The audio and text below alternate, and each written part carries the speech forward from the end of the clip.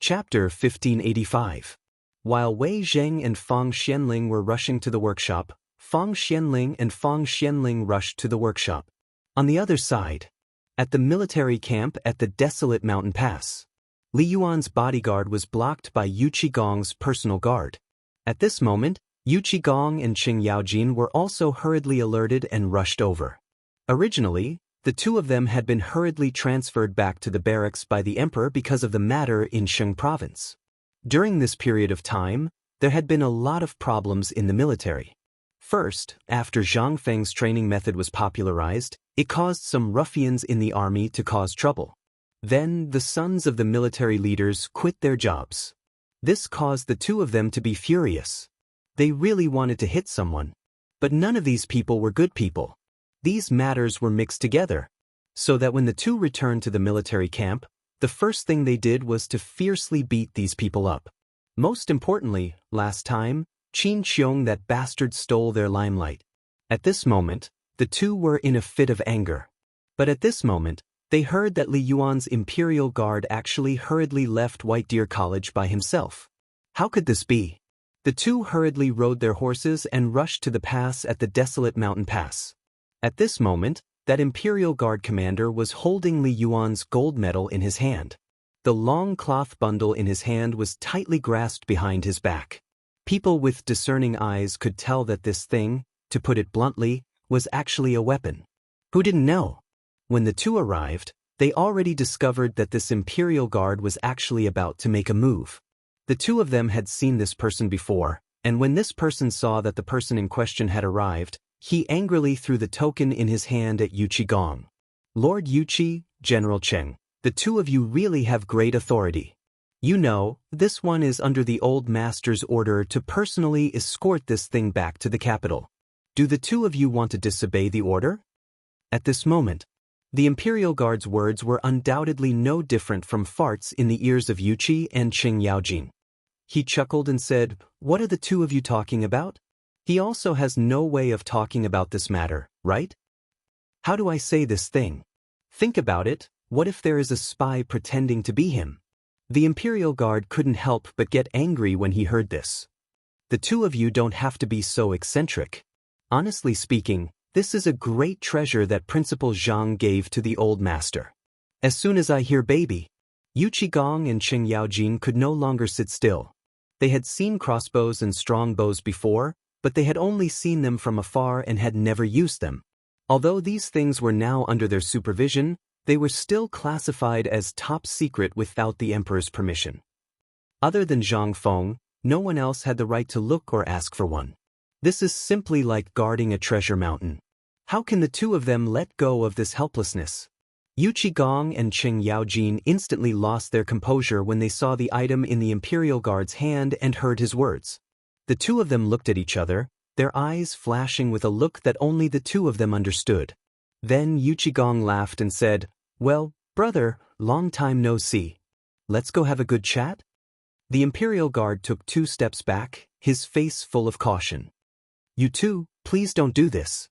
This one has a heavy life." Qing Yaojin hurriedly interrupted him and said with a smile, "Well, there's no hurry.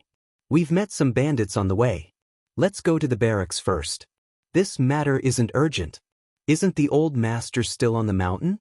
It won't be delayed. At most, I'll have someone escort you back personally." The Imperial Guard didn't react. The two of them were held down by the Imperial Guard on the left and right and walked towards the barracks. The barracks were actually still very far away. However, Yu Qigong and Qing Yaojin were in a hurry to see the mysterious weapon, so they arranged for the Imperial Guard to stay in a nearby tent.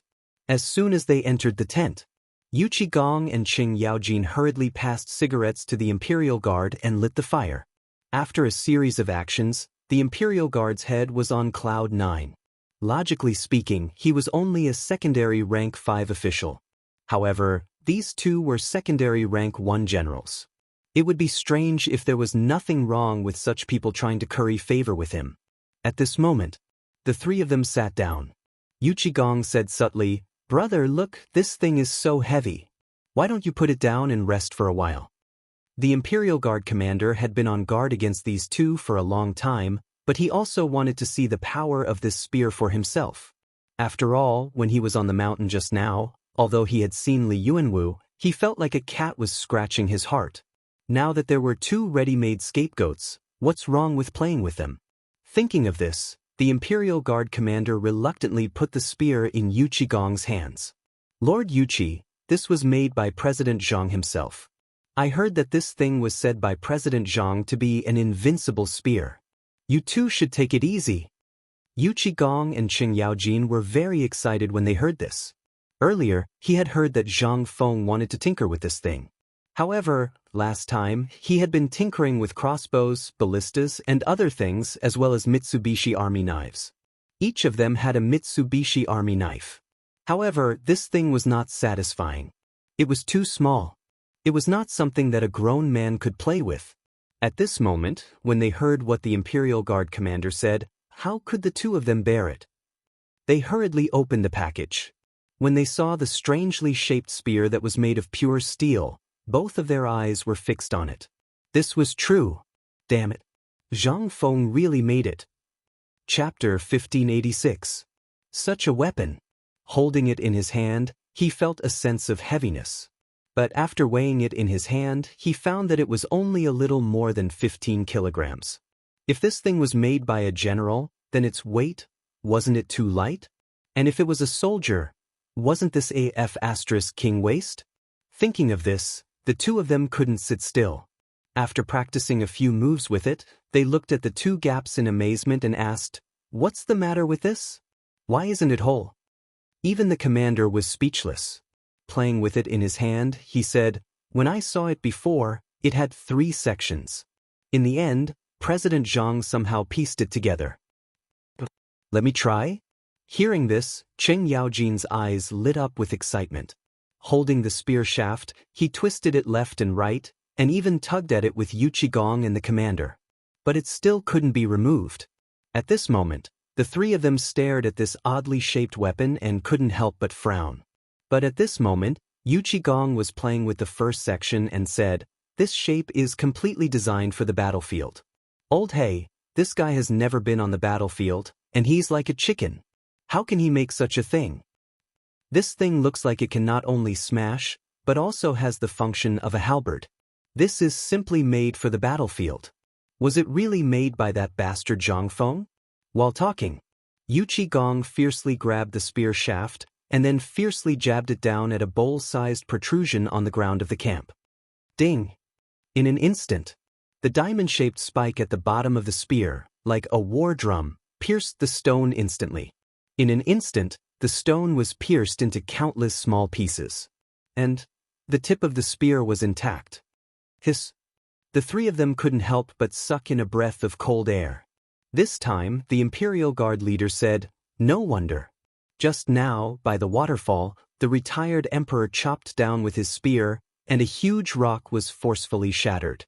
Originally, I thought that the retired emperor's prestige was still the same as before, but now it seems, let's go, old hey, let's go for a walk on the mountain?" How could Yu Qigong sit still? It would be fine if he didn't see such a treasure. Now that he had seen it, he had to get one no matter what. Putting aside the issue of self-defense, holding it in his hands would be his face. For a general, the first thing they paid attention to was a war horse of a pure breed. The better the horse, the crazier the general would be. Then came the weapon. On the battlefield, if one had a suitable weapon, then anyone could become an unparalleled god of war. After all, when one went to the battlefield, it was to kill the enemy. No matter how good the armor was, it was useless. It was better to stay at home. At this moment, how could the two of them think of anything else? In their hearts, they were thinking more about whether they could get their hands on a handful of these things. Not to mention using it in battle, even if it was placed at home, it would still make people happy. "Brother, I suddenly remembered that there are still some important matters in the army. We won't keep you any longer." Yu Qigong suddenly cupped his fists and reluctantly handed the strangely shaped spear to the guard leader. He then said, "Men, quickly send a small team to escort His Excellency back to the city." As he spoke, the two of them reluctantly cupped their fists to the guard leader and then ran away. The head of the Imperial Guards was stunned. Did the two of you really take me for a fool? Go up the mountain to ask for benefits from the dean. Do you have to do this? The two of them didn't hear it, but even if they did, they wouldn't take it seriously. Who was he? If they provoked him, they would be fine if he beat them up. It was only for the sake of the Emperor Emeritus that the two of them didn't take him seriously. As soon as the two of them left the tent, they hurriedly rode their horses. After giving orders to the army, they rushed up the mountain. They were afraid that they would lose everything if they were late. After all, just now, Wei Zheng and Feng Xianling went up the mountain personally. At this time, they should have bumped into Feng Zi and the Emperor Emeritus. At this time, they should be pestering Feng Zi to show off his good weapons. At this time, they needed someone bold to test these weapons. Weren't they such people? During this experiment, if there was a slight accident, wouldn't that be? Thinking of this, the two of them sped up. They couldn't wait to be on the mountain at this time. In particular, they didn't know how the dozens of carts of iron for Zhang Feng looked like. It was a good time to go and take a look. After the two of them rushed up the mountain, they went straight to the forge. From afar, the two of them could see carts full of iron or not far away. They were neatly placed in the open space outside the forge. The original forging workshop only occupied a small corner of the west side of the mountain. On the other side of the mountain was the woodworking workshop. At this time, there were not many places on the mountain that needed wood, so at this time, it had almost become the workshop's exclusive place to smelt steel. In the three huge furnaces, which were bigger than the brick kiln factory, although they stood far away, they could still feel the blazing heat. On the other side, back then, the edge of the cliff had become a secret place for the forging workshop. Apart from Zhang Feng, only Arkanon and Mokido could enter the cave. At this time, Arkanon also had a private room. It was also called the smelting workshop. It was just producing colored glass. This was his old profession. However, at this time, because of Zhang Feng's arrival, they all came out to greet him. At this time, along with the sound of 2 horse hooves, only then did the crowd see Yu Qigong and Qing Yaojin. The moment they saw the two of them, Zhang Feng's heart thumped. Damn, these 2 flies, why are they here? Chapter 1587. But since they were already here, Zhang Feng could not say anything. He just waited in place with a smile. It was just that Li Yuan was a little unhappy. This thing was originally an important place. You, a military general coming here, wasn't it just adding to the rumors? Moreover, it was made by Zhang Feng. Everyone knew how powerful this thing was. Now that he made such a move, wouldn't it be a big problem? Now that they were here, wouldn't they have to ask Feng Zi for this kind of weapon? Once this kind of weapon was circulated, if those hidden spies in the army revealed the matter, then it would be a big joke. Li Yuan saw the arrival of the two and snorted coldly with a fake smile. At this time, aren't you busy with the business? Why did you come here? Yu Qigong and Qing Yaojin smiled and said, Greetings, old master. It hasn't been peaceful recently, so the two of us came to this market today and wandered around. Occasionally, we saw your servant running out carrying a big thing, so we chased after him and asked. We heard that Feng Zi made something good, so we couldn't help but come to take a look. Zhang Feng curled his lips. Let's say first, if you want to take a look, then take it, but don't take it away. Hearing this, the smiles on Yu Qigong and Qing Yaojin's faces froze. Li Yuan looked at the three with a smile and did not speak. He beckoned to Wei Zheng and Feng Xianling and said, Wait, watch it for me. The thing here, don't let these 2 big mouths take it away. The two of them looked at each other strangely, then nodded and agreed. On the other side, Yu Qigong and Qing Yaojin also dismounted at this time and whispered with Zhang Feng for a while, making Zhang Feng startled. Seeing this, Li Yuan was extremely unhappy. Feng Zi, it's getting late, let's go in and take a look? Hearing this, Zhang Feng suddenly said, Go, since we've come today, we have to go in and take a good look, but, Zhang Feng grabbed Yu Qigong and said, Old Yu, you said that the girl in Yanlai restaurant is really my cousin? Yu Qigong's eyes looked around and said, How can this be fake? Yesterday, when the servants of my family went out to buy some things, they happened to pass by Yanlai Lu and found out that a lady comparable to Jingshu had come. However, she had been tricked into coming here, saying that she was here to find a way out for her cousin. Moreover, this lady was also surnamed Zhang and came from Phoenix Mountain Range. Thus, my servants went forward to inquire and found out that this lady was actually looking for you. At that time, the procuress was so frightened that she fainted. After that, the servant gave some instructions to the old madam, and then, she was sent back to your courtyard. Hearing this, Zhang Feng felt a headache coming on. This Zhang family. He merely made it up for the sake of his identity. But don't you think it's infuriating? There really was such a King Zhang family, and there really was such a Zhang Feng. Although this matter had passed for a long time, it was just a matter of confirming his identity. But what Zhang Feng feared the most was that in the future, there would come a person who looked exactly like him called Zhang Feng, exposing his lie. Then the fun would really be huge. The most important thing was that this Zhang Feng did not seem to have heard the news of his death. If this person was going to die, then it was still fine. But if he did not die, then the fun would really be huge. Moreover, he had not done anything yet, and a cousin popped out of nowhere. This, God, are you King messing with me? Although Zhang Feng was long prepared, but hearing Yuqigong say so at this time, although he did not know whether it was true or false, this could already be said to have rung an alarm bell for Zhang Feng. This matter had to be dealt with. But at this time, old Yu chose to say this at this time, this old man obviously did not have good intentions. Moreover, this was such a big matter, but there was no news from his family. What could he say? This could only be said to be blocked by the cunning old man, old Yu. Damn it, this time I'm going to be screwed over. Zhang Feng was somewhat pained and depressed. But at this time he could only force a smile and look at everyone with a frightening smile. Seeing this, everyone curled their lips. Dean. At this time, Alkinen came out of the cave in a hurry. His body was still filled with smoke, and his face looked like he had been fished out of a coal mine. No matter how one looked at it, it was uncomfortable. When Alkinen came, Zhang Feng put aside the distracting thoughts in his mind and asked, "What happened?" Alkinen said embarrassedly, "There was a problem just now, and the chest almost exploded. It's good that you're here. Now let's go and have a look." Exploded? What was that? The few people listened to the mysterious conversation and could not help but criticize in their hearts. However, when Zhang Feng heard this, his expression also became tense and said, "Lead the way." Then, Zhang Feng said, "Today's matter, you can see it, but don't spread it out.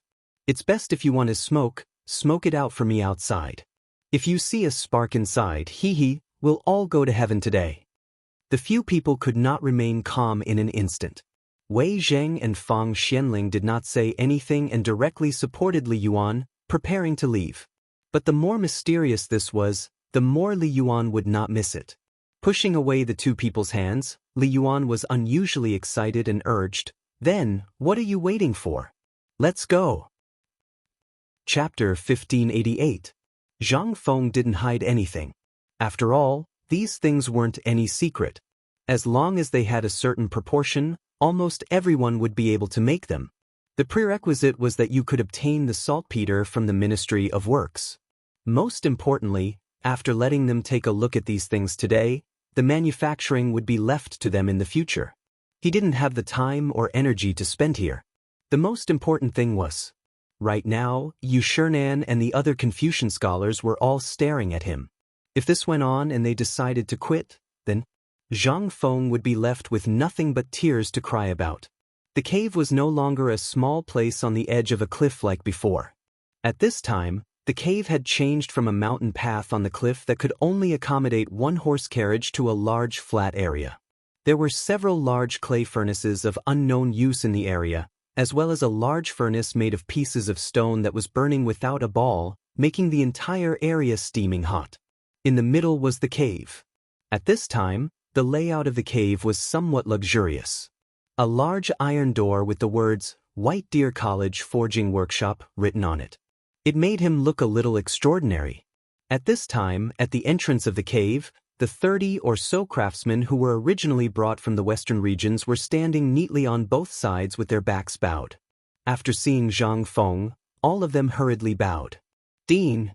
Zhang Feng saw the shock on the faces of Yuqigong and the others and couldn't help but feel a little smug. The effects of the alcohol had also weakened a little. He waved his hand and said, "Hello everyone. Go and do your work. Today we're just here to take a look, just take a look. Go go go, let's go in and take a look." As Zhang Feng spoke, he beckoned Li Yuan to go with him. When the others saw this, they didn't dare to act rashly. They hurriedly followed the two into the cave. Li Yuan had yearned for this cave for a long time. However, without Zhang Feng's permission, even Yu Shernan and the others couldn't enter. From this, it could be seen how much Zhang Feng valued this place. Not to mention this cave. Once they entered the cave, everyone saw the situation inside. The walls of the cave were polished very smooth, just like a house. Near the entrance of the cave, there were 2 large windows. However, at this time, it was sealed by iron bars and transparent glass. The entire cave looked as bright as an outdoor room. In the center of the cave, there was still a long table. On both sides of the table were countless forging tables and furnaces. Next to the furnaces were iron hammers of various sizes. However, at this time, these furnaces seemed to have not been lit for a long time. There was not a trace of dry temperature in the air. On this platform, the person who had gone out to welcome the crowd had returned. He continued to sit in front of the platform, fiddling with something. There was a large bamboo tube, a pile of wax, and a small scale. That was not all. On the left side of these things, there was a piece of oil paper. In front of the oil paper, there were 3 large frames. Waves of unpleasant smell were emitted from it. These people carefully picked up some powder from these boxes, placed it on a scale, weighed it, and then mixed it. It was really Li Yuan's first time seeing such a magical thing. How could Yu Qigong and the others not be the same?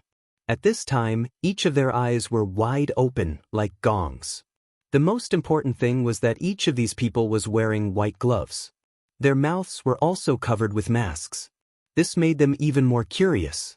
They looked around. Zhang Feng did not see any problems. There was almost no mistake in the ratio of gunpowder. At this time, he could not help but ask, "Alkinen, just now, you said that the barrel would explode. What's going on?" Hearing this, the others could not help but look over. Alkinen did not say anything. He just led Zhang Feng to a small stone room in the innermost part of the cave.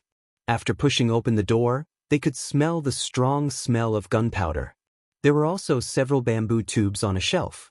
He said, "Sir Dean, according to your instructions, we sealed these gunpowder into small bamboo tubes according to a certain ratio. However, I don't know what happened today. I took this thing and prepared to store it in the warehouse. I saw smoke coming out of it. Before I could go far, this thing exploded." Hearing this, Li Yuan and the others could not help but open their eyes even wider. He curiously interrupted the two and asked, "Fengzi, can we first tell you what this thing is?" "Yes, you are always speaking in riddles. Is this okay?" Seeing that the others were a little dissatisfied, Zhang Feng waved his hand and asked Alkinen to take out a few bamboo tubes from the warehouse. He said, "This thing is gunpowder. It's the thing I mentioned last time." Gunpowder. This thing seemed to be really terrifying. Last time, Zhang Feng had mentioned this thing when they were frying fish. However, after that, they had never seen this thing again. Today, these people, could it be that they were producing this kind of thing? The few of them looked at each other. Seeing Zhang Fenghua Entertainment's Arjunan walking out, they hurriedly followed. Chapter 1589. Said the cave. Only then did everyone carefully see the shape of the bamboo tube. The bamboo tube was very similar to the one used to store beer. Everyone even seriously suspected that this thing was actually that bamboo tube. However, the bamboo tube was now covered with a thick layer of oil paper, and there was a green thread on the outside. It was covered with wax droplets. Seeing this, everyone couldn't help but be even more puzzled. "Fengzi, is this the gunpowder?" Li Yuan leaned forward, completely ignoring Wei Zheng and Fang Xianling, who were pale with fright. Zhang Feng nodded and said somewhat pretentiously, "Yes, this is the gunpowder. Do you want to try its power, old master?" "Fengzi, you can't let the old master do this thing. Old master, Fengzi is a fraud. Don't believe Fengzi's words." Zhang Feng couldn't help but roll his eyes. He said loudly, This thing is actually just a large firecracker. If you really add some other things, hee, do you think the explosion just now is its power? Come. Old you, I see that your face is glowing. It seems that great luck is coming. Why don't you do it? Yu Qigong was not that stupid. At this time, Zhang Feng thought of him. There must be a trick. At this time, he pretended not to hear. He put his arm around Wei Zhang's neck and muttered, leaving Zhang Feng with a back view that said, "I don't have time." Zhang Feng smacked his lips and couldn't help but sigh in his heart. Damn it. Coward. He really didn't dare to let Li Yuan do it. He mainly wanted to provoke these two guys. However, these two delivery guys were just masters of thunder but not rain. They were very cunning. He could only twitch his mouth and ask Alkinen to bring a large steel pipe to experiment with this thing. Only then did they look at the steel pipe as thick as the mouth of a bowl. Their eyes were full of splendor.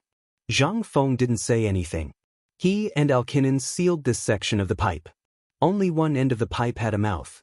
They aimed it at a big tree about 100 steps away. After drawing for a while, Zhang Feng carefully took out a match. This time, everyone, who had been so bored that they were about to doze off, suddenly woke up and hurriedly looked at Zhang Feng. Zhang Feng glanced at the crowd with a sinister look. Without saying a word, he lit the fuse of the firecracker in Alkinen's trembling hand and quickly threw it into the steel pipe. After that, the two of them squatted down with their hands covering their ears.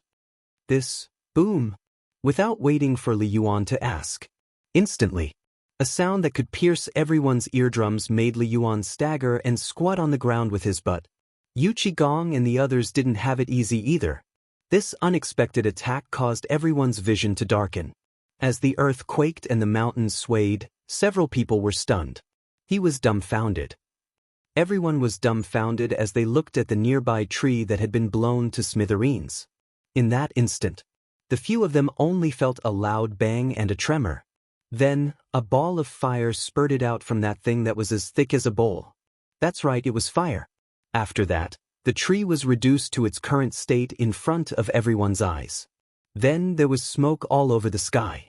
Gunpowder smoke. The few of them came back to their senses. At this time, the few of them didn't even have the sound of breathing cold air. Everyone looked at Zhang Feng with a dumbfounded face and then looked at the big tree that was slowly burning in the smoke at this time. Their scalps couldn't help but feel numb. Was this the power of gunpowder? This, if it was placed on the battlefield, what would his mother do? Is this the cannon you were talking about? This is gunpowder? Zhang Feng felt a burst of comfort at this time. With both hands on his waist, he lit a cigarette and said, "That's right, this thing is the gunpowder I was talking about. But today is the first time we've seen the test product. As for the finished product, it's still early." "No, I mean this firecracker, we've all seen it before. But you put it in a bamboo tube, how can it be so powerful? Isn't this a little illogical?" Yu Qigong finally came back to his senses at this time. He moved closer to the steel pipe that had been blown apart and was still emitting black smoke at this time. He looked at it and kicked it, saying, "Feng, tell me this thing, how can it be so powerful?" Zhang Feng snorted with incomparable arrogance. "You don't know this, do you? This thing, to put it bluntly, is the combination of aerodynamics and aerodynamics." When the few of them heard this, black lines hung on their foreheads. "Damn it, can't you speak properly?" Yu Qigong's face darkened and he glared at him. Zhang Feng chuckled and shook a finger for a long time before saying, "You want to know? Go back and ask your son." Damn it! Yu Qigong finally couldn't take it anymore. He went up and pressed Zhang Feng to the ground. However, at this time, Yu Shernan came in a hurry with Trung Chumo and the others. They also happened to see this scene. From afar, they roared angrily, "Old man, damn it, stop it." Chapter 1590. Someone came. It was the 7 old men who had been alarmed by the sound just now. Yu Shernan, Li Gang, Sun Simiao, and the other 7 old men were worried when Fang Xianling and Wei Jing came to stop Zhang Feng and the retired emperor from making trouble, so they wandered outside. It was to prevent, just in case. After all, the retired emperor's character was more eccentric, and Zhang Feng was not easy to deal with. At this time, the two of them were together, Wouldn't they turn the sky upside down? Although they had never been to this workshop, they knew about the fish explosion last time, and they could hear Chung Chumo and the others bragging all day long that they could break mountains and split rocks. If such a powerful thing was solved by these two drunkards, wouldn't it be a big problem? At this time, as expected. Then, an earth-shaking sound was heard. How could this be? They hurriedly ran over. As soon as they arrived, they saw that the basin-sized locust tree at the entrance of the workshop was gone. Not only was it blown apart, but it was also burning with a raging fire. Moreover, they didn't know when that old man Yuchigong came.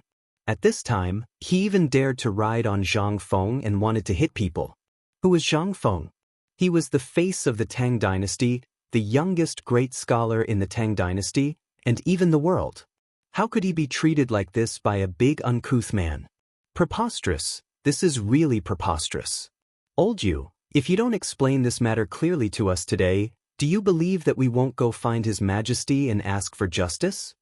The old man was so angry that his face was pale. He picked up a burning stick that was as thick as an arm and ran over. At this time, Yuchigong also came to his senses.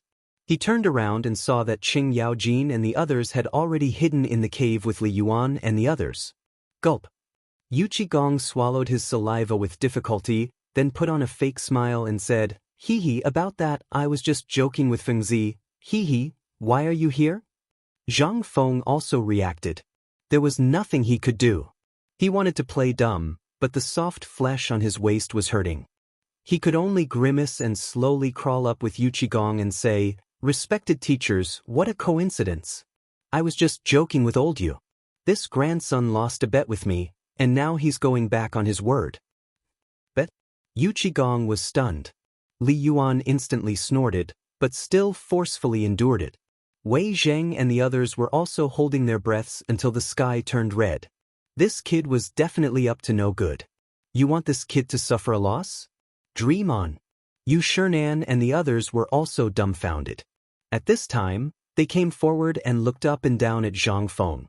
After seeing that there was nothing wrong with him, they breathed a sigh of relief. They stared at Zhang Feng and said, "You're already so old, but you don't pay attention to your manners at all. If the students see this, what will happen?" What else could Zhang Feng do besides smiling apologetically? Seeing Zhang Feng like this, they didn't have the intention to ask. They just pointed at Yuchigong and said, "What's going on?" Yuchigong looked behind him, then looked at Zhang Feng and said, "Isn't this the gunpowder that this kid made? He just wanted to test its power, but I didn't expect this kid to be a..." Before he finished, he was stunned to see that these people actually abandoned him and squatted on the ground to look at the iron pipe that was still smoking, and asked Zhang Feng some things. This time, Yuchigong was embarrassed. He couldn't wait to find a hole to hide in. But now, he had made up his mind to get this thing in the Chang and military camp. Even if this thing wasn't used to fight a war, it would still be awesome if it was used to fire a cannon every New Year and other festivals. And that long spear, at this time, Yuchigong wanted to get one back no matter what. Otherwise, today's matter wouldn't be fun. On the other side, Li Yuan was embarrassed to hide, and he, Alkinen and the others got out from behind the iron gate of the cave leisurely. At this time, Li Yuan's eyes had already been attracted by the big tree not far away. Although it had been extinguished by the people in the workshop, the shocking scene just now still made them feel extremely uncomfortable and shocked. This was what the Tang dynasty should have. This was simply a divine weapon given by God to the Tang dynasty. Compared with this thing, the long spear just now was nothing. "Old master, are you okay just now?" Right at this moment, Yu Shernan and the others hurriedly crowded over, sizing up Li Yuan from head to toe as they asked. Li Yuan waved his hand to show that he was okay, and then he waved his hand and said, "It's okay, it's okay."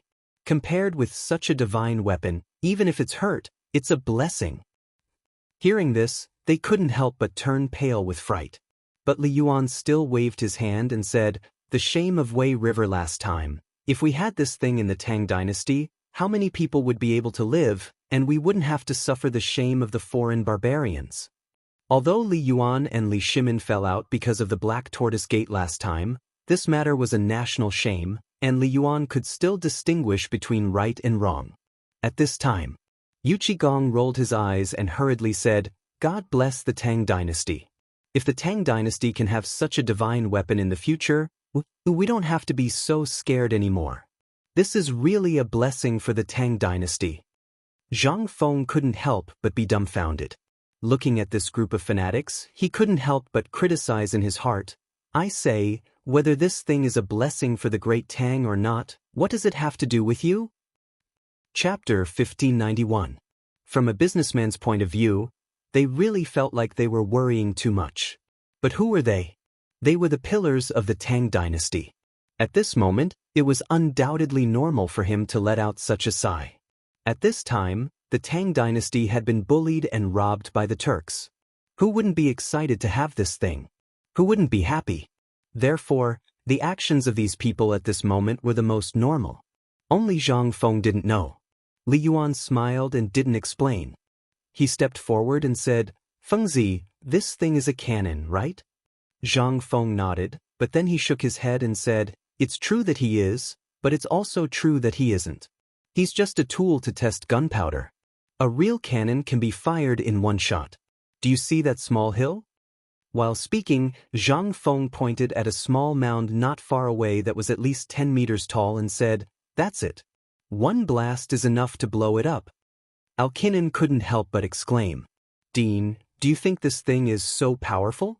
Looking at the bamboo tube in his hand, Alkinen almost threw it down the cliff. Wei Zheng and Fang Xianling also reacted. They hurriedly pulled Li Yuan away from Alkinen. Seeing this, Alkinen's eyes showed a trace of madness, but more of shock and fear. If this thing was really made, it would be made by him.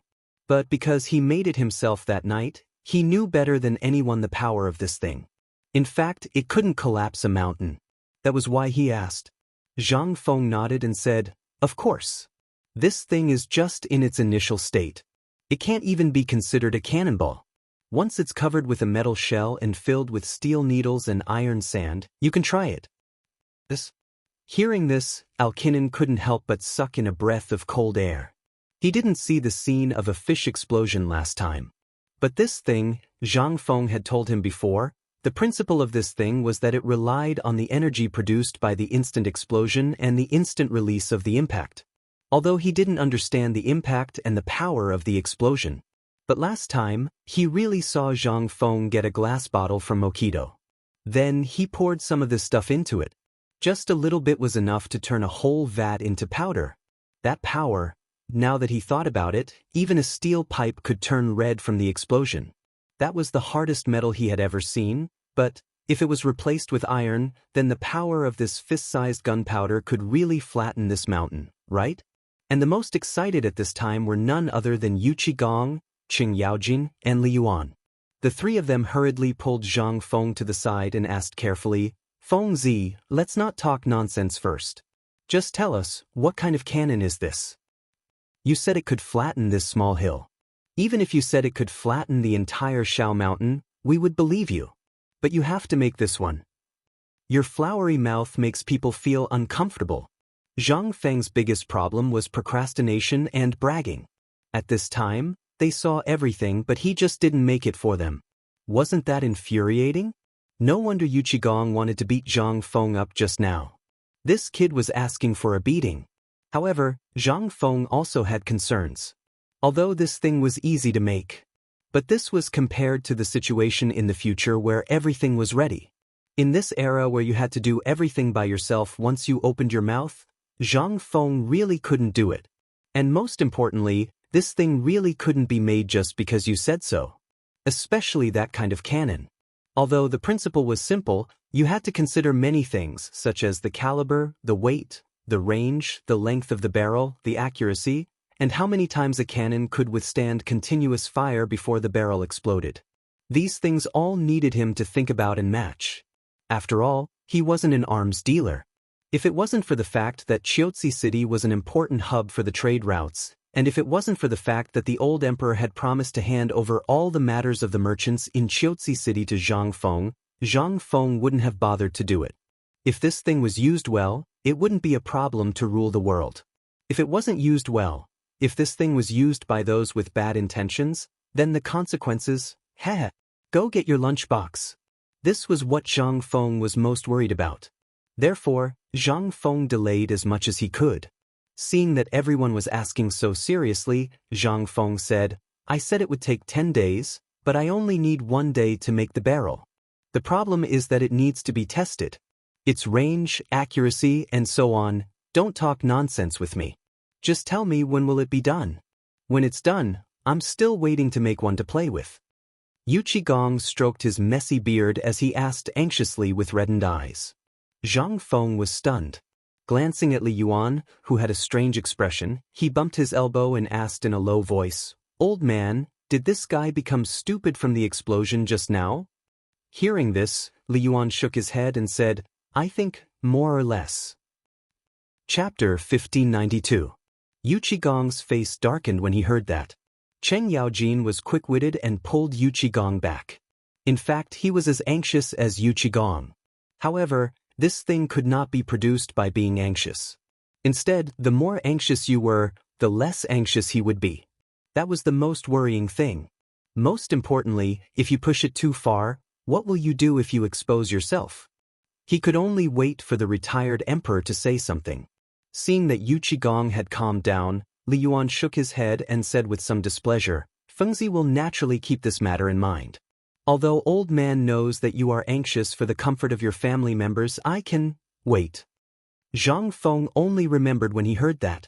He had only met Lao Li's wife and his youngest son. As for the others, he had not met them. Hearing the old master's words, Zhang Feng realized that something was wrong.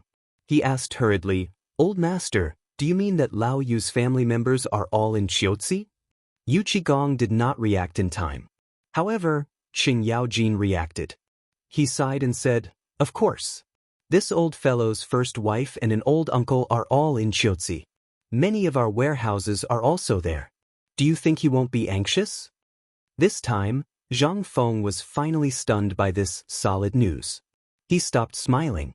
He pondered for a while and said, Well, we can't rush this matter. This is all there is to it, Arkan. As he spoke, Zhang Feng waved his hand and pointed at Wei Zheng and Cheng Yaojin. From now on, I won't interfere except for academic matters and related details. I'll leave this matter to them. If you have any problems, you can look for them directly. Also, from now on, share the manufacturing blueprint of this thing with them. It's best if you teach it to anyone they bring here within tomorrow. How about it? Comfortable. So King comfortable. The retired emperor was still the best. A simple sentence was enough to make Zhang Feng fall for it. Li Yuan also felt that it was somewhat miraculous. Zhang Feng was actually so easy to talk to today? But they didn't know that Zhang Feng didn't want to care about this mess for a long time. This thing was like a barrel of explosives. Whoever touched it would be unlucky. If this thing fell into the hands of bad people, he wanted to live for a few more years.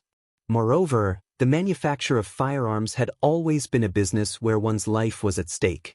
Once the emperor was happy, you would be promoted to an official. However, if you made a mistake, or if this thing malfunctioned on the battlefield, you would lose your head. Even if someone were to protect you, those civil officials would still impeach you. This kind of thing had happened countless times in history. Zhang Feng remembered it clearly, so when Li Yuan came to find him today, he understood this old man's meaning. Then I'll just give it to you. He didn't have to worry about anything and could even earn a sum of money for free. How great was that? At this moment, Zhang Feng was put down by Li Yuan.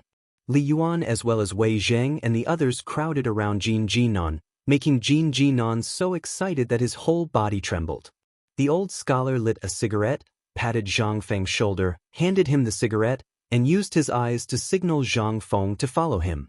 Zhang Feng stared blankly. This was the first time he saw the old scholar's expression so cautious. Originally, Yu Shinan wanted to follow, but was stopped by Li Gang. The five of them looked at Zhang Feng somewhat responsibly, then looked at Li Yuan and the others, and returned to the villa again. Zhang Feng followed the old scholar to the edge of the gray building. At this time, the gray building was extremely quiet.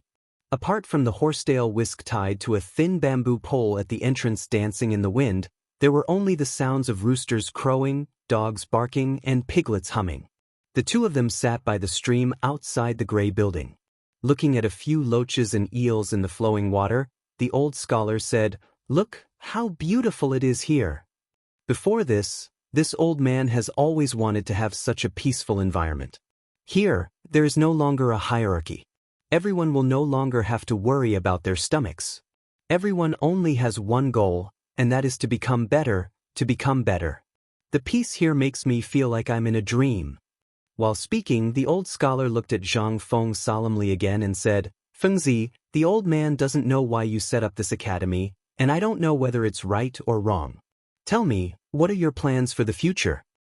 If you want to be a great Confucian scholar, then why do you want to bring out military science and these murderous beasts?" The old man has witnessed many wars with his own eyes. It's not an exaggeration to say that it's hell. Have you ever seen such a scene?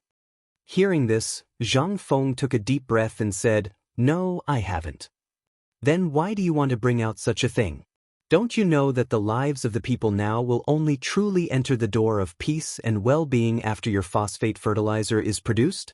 But why do you want to bring out such a thing at this critical time?" Zhang Feng did not avoid the old scholar's eyes, and said firmly, "Because I only want to protect the people I care about." Chapter 1593. Old Xiaocai was silent. He looked at Zhang Feng for a long time before he said, "But there's no need to make these things, is there?" Zhang Feng shook his head. "Old Xiaocai, it's easy to understand. Since the Han Dynasty, we've been at war with foreign countries. So, they know us very well and we know them very well. Not to mention other places, just in Chang'an City, there are countless spies reporting to the Tujue from time to time. So, if he dares to attack Xiaozi at this time, it means that he knows everything about the Tang Dynasty like the back of his hand. Tell me, do you think 300,000 people, or even more, can win against a small army of 100,000 in Xiaozi? Once Xiaozi city falls, Longyu Road behind him will be a flat land. Then, the people in Tubo who are in internal strife will seize the opportunity to counterattack. At that time, Longyu, will have no chance to defend. At that time, it won't be the Wei River Alliance, but directly. So, if we don't have anything unexpected, how can we defend this city? So, old Xiaocai, it's really not my idea. And the current situation is like this. If there's no innovation, I'm not exaggerating, but there's really no chance of winning this battle. Even if there are ballistae and other things now, I have no chance of winning. That's why I made this cannon. I didn't want to make it before. But I also made this thing after hesitating for a long time. I know better than anyone how dangerous this thing is. That's why I hesitated for a long time before giving it to old you. Old Xiaocai sighed and said, "No. You're wrong. Even so, have you thought about what it means if you really give it to them? It means that you're pushing them to the edge of a mountain of swords." Old Xiaocai naturally knew what Yu Qigong was trying to do. He wanted to help Zhang Feng take the blame for this. The most important thing was to get this thing out as soon as possible. Everything had its pros and cons. The pros were that it could prevent the Tang Dynasty soldiers from suffering too many casualties. The cons were, if there was even the slightest problem with this thing, then everything today would be for naught. Almost everyone involved in this matter was going to lose their heads. At first, the old scholar didn't understand why Yu Qigong took the initiative to take the blame. However, he suddenly understood after chatting with Zhang Feng and when he was in the forging workshop just now. He finally understood why they had taken the initiative to shoulder these things so many times before. From Li Yuan taking the initiative to step down from his duties as the honorary vice president of White Deer College, to Li Qingqian telling the public that he was the one who did it, and so on. At this moment, they all understood. They were all protecting Zhang Feng and wouldn't be discovered so early by the people outside. As a result, the tree stood out from the forest. However, this was all in other aspects. Everything changed when it came to military matters. Previously, the civil and military officials of the court had been able to share the benefits equally. Regardless of whether it was the white paper, the braised meat, or the fine salt, they were all the same. However, this arms business was related to the safety of the Tang Dynasty. Even if the emperor was willing, the hundreds of officials in the court wouldn't allow these things to fall into the hands of a great general. Thinking of this, the old scholar couldn't help but sigh and say, "Fengzi, do you understand this matter?" How could Zhang Feng not understand? In fact, he had thought about these things a long time ago. In fact, he had thought even further. If these things didn't have the emperor's permission, not to mention Lao Li, anyone who came to ask about it would die. Not to mention being able to supervise the production of weapons on this deserted mountain. Their heads would be chopped off at any minute. Zhang Feng also wanted to see what Li Shimin's intentions were. He had done so many things, such a big thing. According to history, if Li Shimin was thirsty for talent, he should have invited him to the palace long ago. But now, he didn't even appear. He even sent a message saying that it was to protect him. Zhang Feng knew that at this time, he didn't dare to show his face. However, people were curious. Once it rose, it couldn't be extinguished. At this time, Zhang Feng happened to be like this. Once the desire rose in his heart, it couldn't be extinguished. Especially this kind of thing. If there was even the slightest mistake, Zhang Feng would definitely turn around and run away. The most important thing was that without the dynasty's arms business, without the emperor's approval, who would dare to do it? At this time, the old man hurriedly asked for the spear and sent it down the mountain. What did he mean by this? He must have sent it to the palace. He sent it to the emperor. Then old Yu came. This had already proved everything. Ever since the emperor learned that Lao Li and the others went up the mountain and saw the longbow and crossbow with their own eyes, he couldn't forget about this invincible spear. So today he did this to him. Zhang Feng couldn't help but criticize him in his mind. Chang and city wasn't far from Shao Mountain. If it really didn't work, you could have come here. Lao Tzu had been in the Tang dynasty for almost a year, but he hadn't even seen the emperor's face. If it still didn't work, you could have just issued a secret edict and directly asked me to go to the palace to meet the emperor. Did you have to let Lao Li and the others go back and forth like this? Did you have to? Chapter 1594. Zhang Feng felt a headache coming on. He knew that the old scholar was thinking of him. The reason why the old scholar hadn't come to see him for such a long time was not because he didn't have anything to say, but because Zhang Feng hadn't touched the root of the problem yet. The reason why the old scholar came to see him alone this time was that he was worried about his safety. Zhang Feng patted the old scholar's shoulder and said with emotion, "Old scholar, I know you mean well, but there's something I want you to understand. The reason why I made these things was not because I'm hot-blooded or a saint, but because I want to protect the people I like to play and the people I love. Among them are Jingshu, Yu Yao, and you, the old village chief, Lao Li, and the others. Because of these factors, I came up with these things. Now that the world has just settled down, and there are people coveting it, if I don't make any preparations, then I can't be on guard against the eyes in the dark every day, can I? That's why I decided to make these things." And then, the old scholar's eyes were moist when he heard this. But seeing Zhang Feng hesitating, he couldn't help but ask, "So what?" Zhang Feng took a deep breath and said, "So I plan to equip the security guards on the mountain with these things after they are made, and then give them more rigorous military training." In fact, Zhang Feng had this plan early in the morning. But he didn't know the emperor's temperament, so he wanted to test him. Last time, the crossbow and the bow were the guiding stones. He wanted to see if the emperor would let him enter the palace to meet the emperor. But he thought too much. The emperor still didn't make a move. What did that mean? The emperor's wisdom was unparalleled. This was Zhang Feng's guess. Otherwise, there wouldn't be the heavenly Khan and the rule of Xinguan. How could a coward create a prosperous era? Therefore, Zhang Feng guessed that at this time, the emperor either encountered something difficult or was dealing with the people of the 5 surnames and 7 clans. And he was the key to these matters, so he repeatedly asked Lao Li to come forward. Even Li Shaogong did not come. What did this mean? This meant that he seemed to have been in the limelight last time. Moreover, Hou Junji was no ordinary person. The faction behind him was an existence that no one could hope to reach. Now, Hou Junji had fallen. However, the people and forces behind him were still there. In order to protect himself, they would definitely do something unexpected. And Li Shimin, in order to protect the royal family and stabilize the various forces, was busy cleaning up his mess. Thinking of this, Zhang Feng had some sympathy for Li Shimin. It's not easy to be an emperor. This tangled web of relationships was enough to give one a headache, let alone the other things. Even Zhang Feng would only be able to chuckle when he thought about it. Zhang Feng's eyes also darkened. Zhang Feng couldn't help but feel a pang of heartache. These ancient emperors, if they didn't die of exhaustion in their beds, they would die of exhaustion writing memorials to the court. It would be strange if they could live for so long.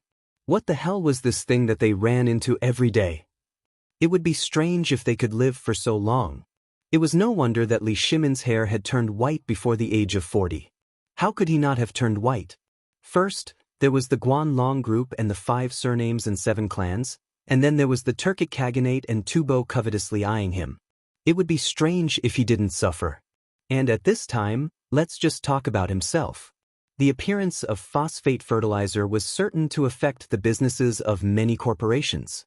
Coupled with the matter with Ho Junji, anyone with a brain would know that this was his idea. Now that the news had been leaked, no one would be able to hide it from them. There might even be spies watching him right now. Although these weapons could be hidden for a while, they couldn't be hidden forever. When the war on the border broke out, these weapons were bound to be exposed. At that time, the excitement would be great.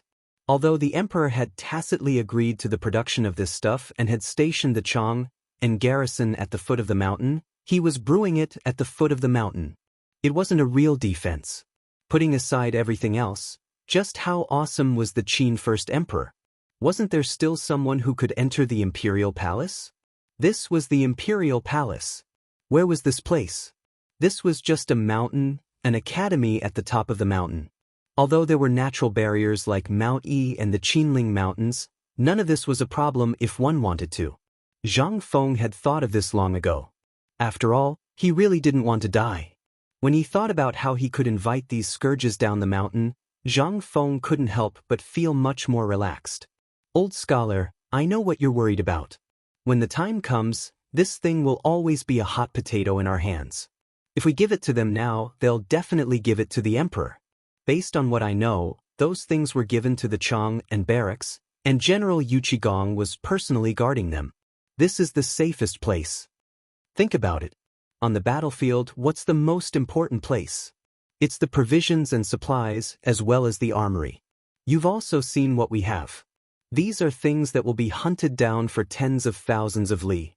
You've also seen how terrifying these things are. The old scholar could no longer withstand Zhang Feng's brainwashing. He hurriedly stopped Zhang Feng and said, I understand what you mean. You mean you want to throw this thing to someone else and be a hands-off shopkeeper? Chapter 1595. Zhang Feng smiled embarrassedly. This was his usual style. Although old Xiuxian came alone, he could imagine how comfortable old Xiuxian would be if he didn't serve him. Then, when Yu Shernan and Ouyang Sun came, he wouldn't even have the chance to bang his head against the wall. Those people's mouths were comparable to those of ghosts. Zhang Feng admitted that he couldn't handle it. Even a normal person would explode from these endless questions, let alone a few Confucian scholars.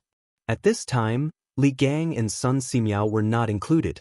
If they were included, then he.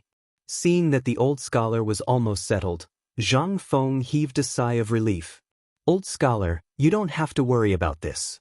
I know what I'm doing. Ever since the incident with Qian Wanli, I've been thinking about how to turn Mount Shao into a fortress.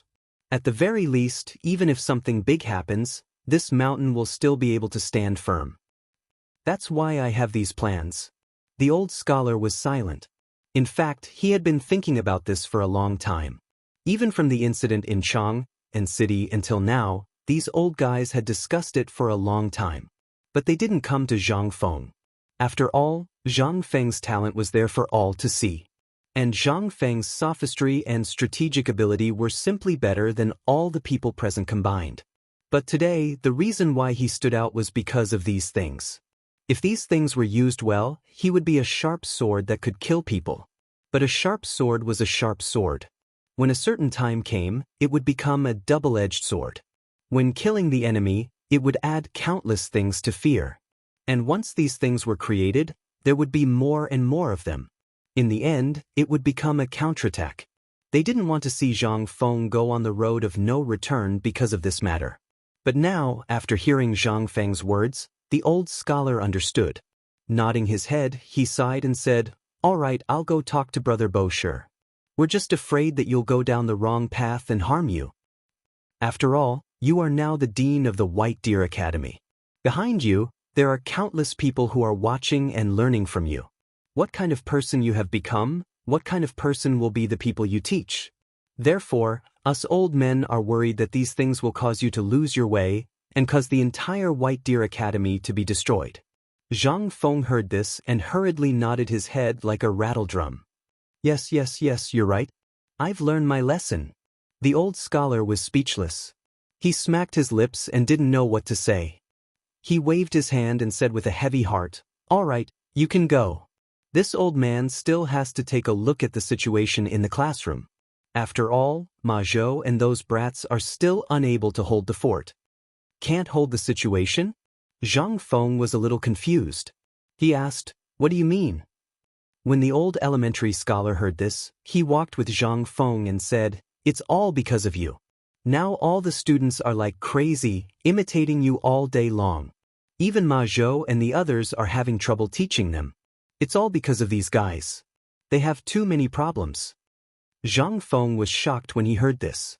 This wasn't a good sign. At this time, they were already thinking of flying. How could he let this go? Go. I'm going to teach these bastards a lesson." As Zhang Feng spoke, he rolled up his sleeves and walked in the direction of the church. The old scholar was delighted. Zhang Feng hadn't been to school for a long time. Naturally, he had to go. But when he thought of the smelting workshop, he couldn't help but have a headache. "Then what do you plan to do here?" Zhang Feng waved his hand carelessly. "It doesn't matter. Just watch. By the end of my lesson, these guys still haven't come to a conclusion. After all, those blueprints, even if Algernon were to teach, he would have to teach for more than 2 hours, not to mention gunpowder and other things. Besides, do you think old you and the others came here for the cannon and gunpowder?" The old scholar was stunned. He suddenly remembered the big stone by the lake that was shattered by Li Yuan's spear. Could it be that they also came here for the spear? Zhang Feng nodded with certainty. "That's right. Think about it, old you and the others' sons dream of going to the battlefield to make a name for themselves. Now that they have such divine weapons, but they are all prepared for Ligan and Gao, Kansas. How can they not be anxious? That would be strange. Thus, at this moment what they want to see the most is that spear. If I were to let them obtain it so easily, wouldn't it mean that my spear was too cheap?" The old scholar was stunned. Then he couldn't help but laugh. "You little brat, you're really mean." Zhang Feng laughed and didn't explain. The two of them strolled along the way. The old scholar told him what had happened in the academy during this time. While they were talking, the two of them had already arrived outside the ethics classroom on the first floor. At this time in the classroom, Hao Chujun was asked by more than 30 students. His face was pale, and there was a fine layer of sweat on his forehead.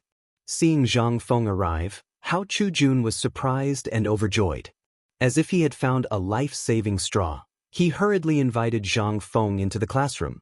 Then the group of students also hurriedly got up. "Welcome, headmaster." Chapter 1596. Zhang Feng pretended to be serious, just like the class teacher when he was young. He ignored the standing students with a straight face and slowly flipped through the textbook on the podium.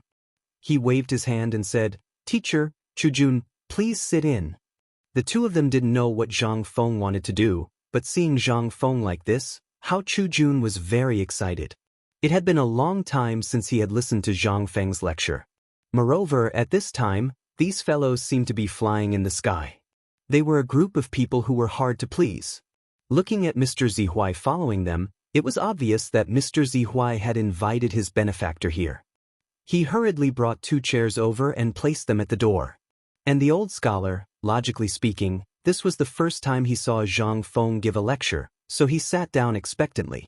Zhang Feng's arrival instantly caused an uproar in the teaching area. Everyone knew about it in an instant. He came from afar to give a lecture in Class 1. Followed by a cry of surprise. In an instant, all the students were stunned for a moment. Then they exploded in an instant. "Wow! The dean is here?" Is this true? I remember that the dean has never given a lecture in the classroom before. Get lost, have you forgotten that he fixed the leg of that guy last time? The leg fixing incident last time was famous all over the world. I wonder what the dean will say now that he's here? Who cares? Bring a pen and paper and a stool, let's go. This is a rare opportunity. In an instant, the whole teaching area was in an uproar. All the students went crazy, carrying stools with a pen and paper in their mouths and an inkstone in their arms, rushing to the classroom on the first floor. Fortunately, it was on the first floor. If it was on the second or third floor, wouldn't the room be full of students blocking the corridor like a pile of cotton wool? And Ma Zhou, Lai Ji and the others were dumbfounded. Looking at the empty classroom in an instant, the chalk in their hands on the blackboard turned into powder at this time. Teacher actually went to Hao Chu-jun to give a lecture? In an instant. A few of them couldn't sit still. They all followed the students and squeezed their way over. Although they were now teachers in name, and this term was invented by the dean, they didn't know the difference between them and teachers. However, this was also a kind of affirmation of their status. After all, they were still students. At this moment, he only knew a little more than those people. They were also students. So when they heard that Zhang Feng was teaching at Hao Chu-jun's place, how could they not be excited? On the other side, in the dormitory area, Chen Chumo and the others, who were numbly knocking on the water wheel and modifying it over and over again, had long been annoyed to death. Ever since they saw the retired emperor and Zhang Feng going to the smelting workshop, they felt like their hearts were being scratched by a cat. After that, everyone heard the explosion. They wanted to go too. However, they didn't follow Zhang Feng's orders. They also saw that Zhang Feng was drunk. If he went there now, he would be courting death. Most importantly, they had heard that Li Chengqian was going to go to Chiotzi City with Gao Can and Niu Jinda. Fight stage. This was what they had been dreaming of all this time. At this moment, they could only watch Li Chengqian and Gao Can show off in front of them. How could they not be angry and want to beat them up? Although Li Chengqian had been dealing with the aftermath in the palace. But this Gao Can kept swaying around, and he even put on an indifferent look. Don't you think it's infuriating? However, the reality was cruel. The few of them together couldn't beat Gao Can unless they used tricks. That would be a violation of discipline. Once they provoked Gao Can, who dared to break down Zhang Feng's door, who would dare to beat him? They could only stare at Gao Can angrily with hidden bitterness. The point was that this guy actually acted as if nothing had happened and floated around them. Oh no! At this moment, along with a shout from afar. In an instant, the few people who were originally absent-minded had their souls stolen away. Du Go looked at the students who were jumping up and down in excitement, as well as the crowd on the first floor of the teaching block. He couldn't help but jump in fright. Tai Nyo, what's going on? Did Hao Chu-jun get into a fight? At the mention of a fight, Chen Chumo's eyes instantly turned red. He had been working on this water wheel for the past few days and it made his scalp numb. At this time, he had long wanted to find someone to beat up to vent his anger. How could he sit still when he heard this? He picked up the axe in his hand and rushed up. Wei Shuyu, Fang Yai, Zhang Sun, and Yuchi Baolin looked at him. How could they wait? They all picked up their weapons and rushed in the direction of the teaching building. Good Lord, he dared to fight at this time. This was a good opportunity. This was an opportunity that they couldn't get even if they begged for it. When several people rushed to the field without caring about their lives, they realized that this matter seemed to be somewhat unusual. Ma Zhou and Lai Ji were relatively short and thin.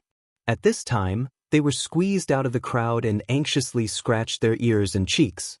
At this time, when they saw Chen Chumo and the others rushing over with murderous intent, the two of them were stunned.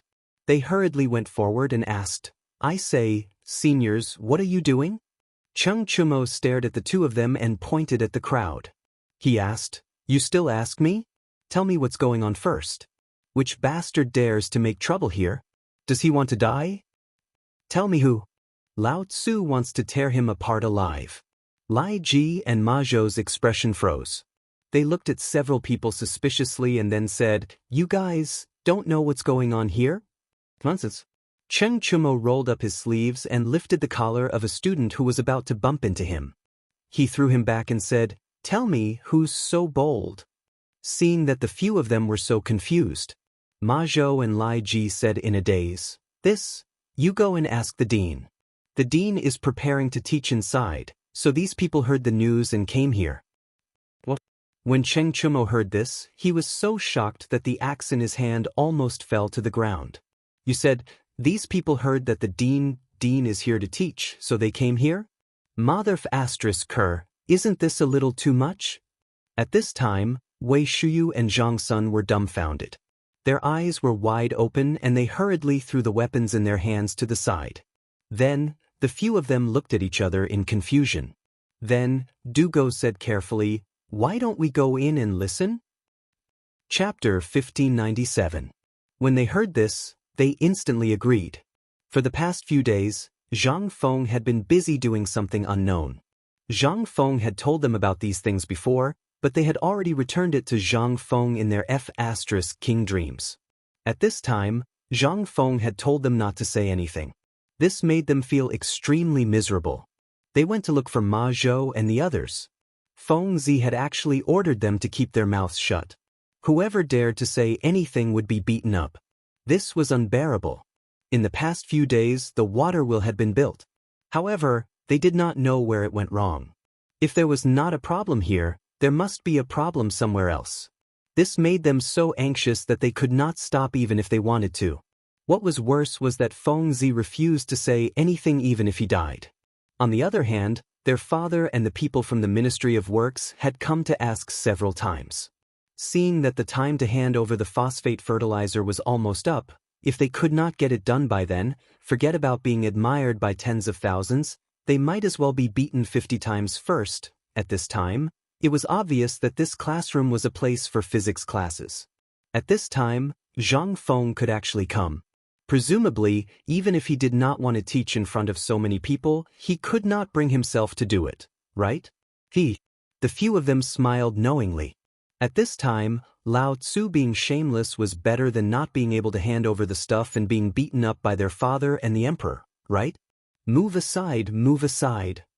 All of you, move aside for Lao Tzu. Cheng Chumo's loud and rough voice exploded in an instant, making the students a little fearful. They instinctively moved aside to make a path. The crowd did not dare to delay in the slightest and did not dare to offend these people. Zhang Feng, who was in the classroom, also heard the voices outside the door. He knew that his arrival would attract a lot of students. After all, this was his first time teaching in a classroom. Naturally, the students would flock over.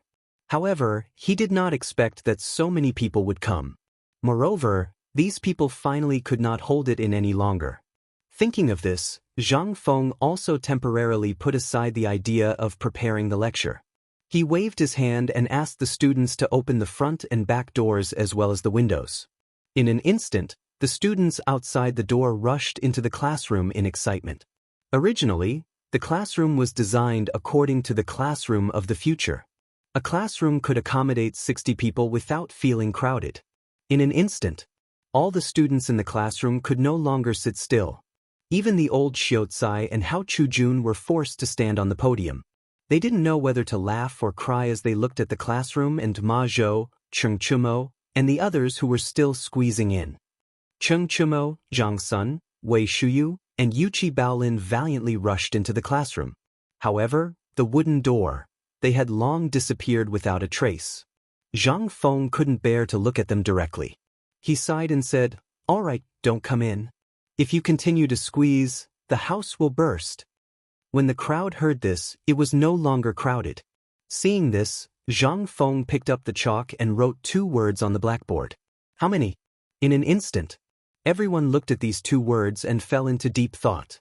Zhang Feng said slowly, "Everyone, do you know the meaning of these 2 words?" Everyone was silent. Zhang Feng was a little disappointed. But at this time, Ma Zhou said cautiously, "Teacher, this student seems to have seen this in the textbook before. It seems to be a kind of mathematics?" In an instant, everyone came to a sudden realization.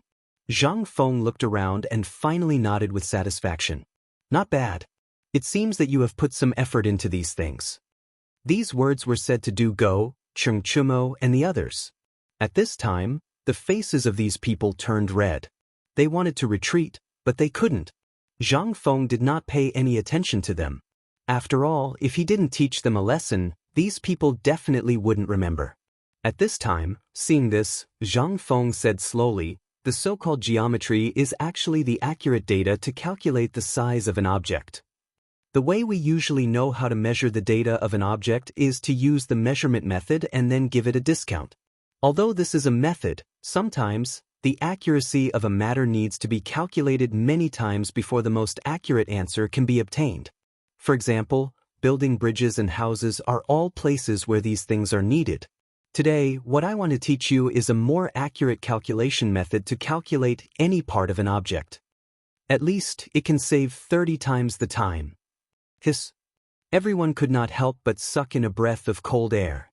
Mathematics. This thing was originally amazing and extraordinary. Since the invention of mathematics, the time to calculate objects was greatly reduced and it was more convenient. Almost now, measuring land and measuring methods were gradually popularized in almost all places. In other words, the knowledge of mathematics slowly sprouted in the Tang dynasty. And more people deeply believed that at this time, only by studying could they change their status and soar to the sky. Those things, as long as they found a master and learned for a few days, they would know the knack of it. Why did they need to study? And last year, the Imperial College withdrew from the study of mathematics. But there were only 2 or 3 people who came to learn.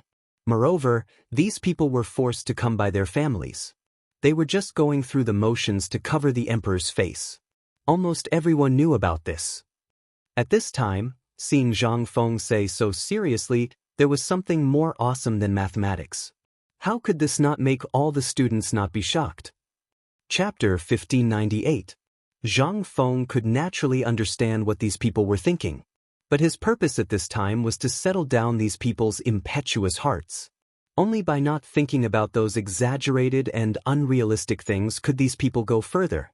Now they were all looking at him. What was his education level? That was a serious university. These people's education level was only equivalent to that of primary school students. If he didn't give them a good blow, they really wouldn't know how to cherish it. It was not good to bite off more than one could chew. At this time, Zhang Feng no longer paid attention to the people's surprise, but listed a simple geometric calculation on the blackboard. He pointed to the blackboard and said, "This is what you have to learn today and even in the future. In addition, I'll give you a word of advice. Before you learn how to walk, don't think about flying." Hao Chu-jun, where is the teaching aid? Teaching aid? The sudden question. Hao Chu-jun was confused. After thinking for a long time, he remembered that Zhang Feng seemed to be talking about some strange rulers that the carpenters spent many days to make.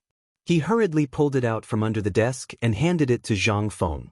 Zhang Feng shook his head speechlessly and said, "Today, I'll teach you a simple area calculation problem." While speaking, Zhang Feng drew a square on the blackboard, and then marked its length, height, and width, and then said, "Think carefully about the area calculation method of mathematics. I want it tonight. And the same for you.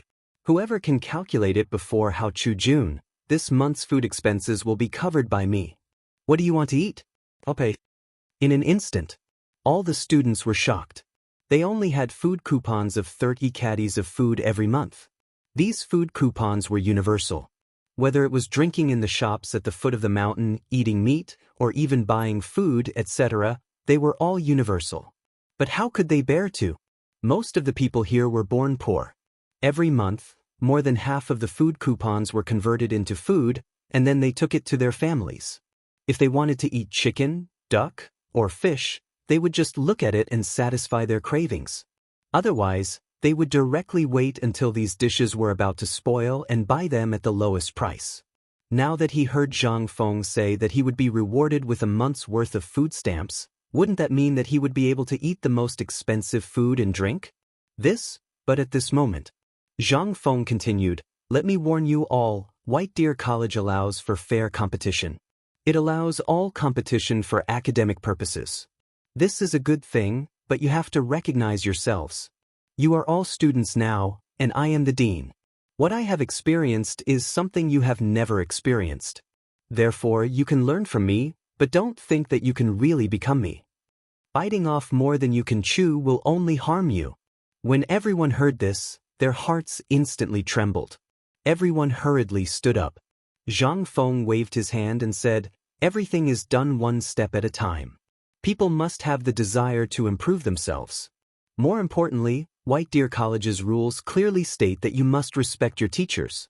The reason why Hao Chujun and the others can become your mentors is because I acknowledge them.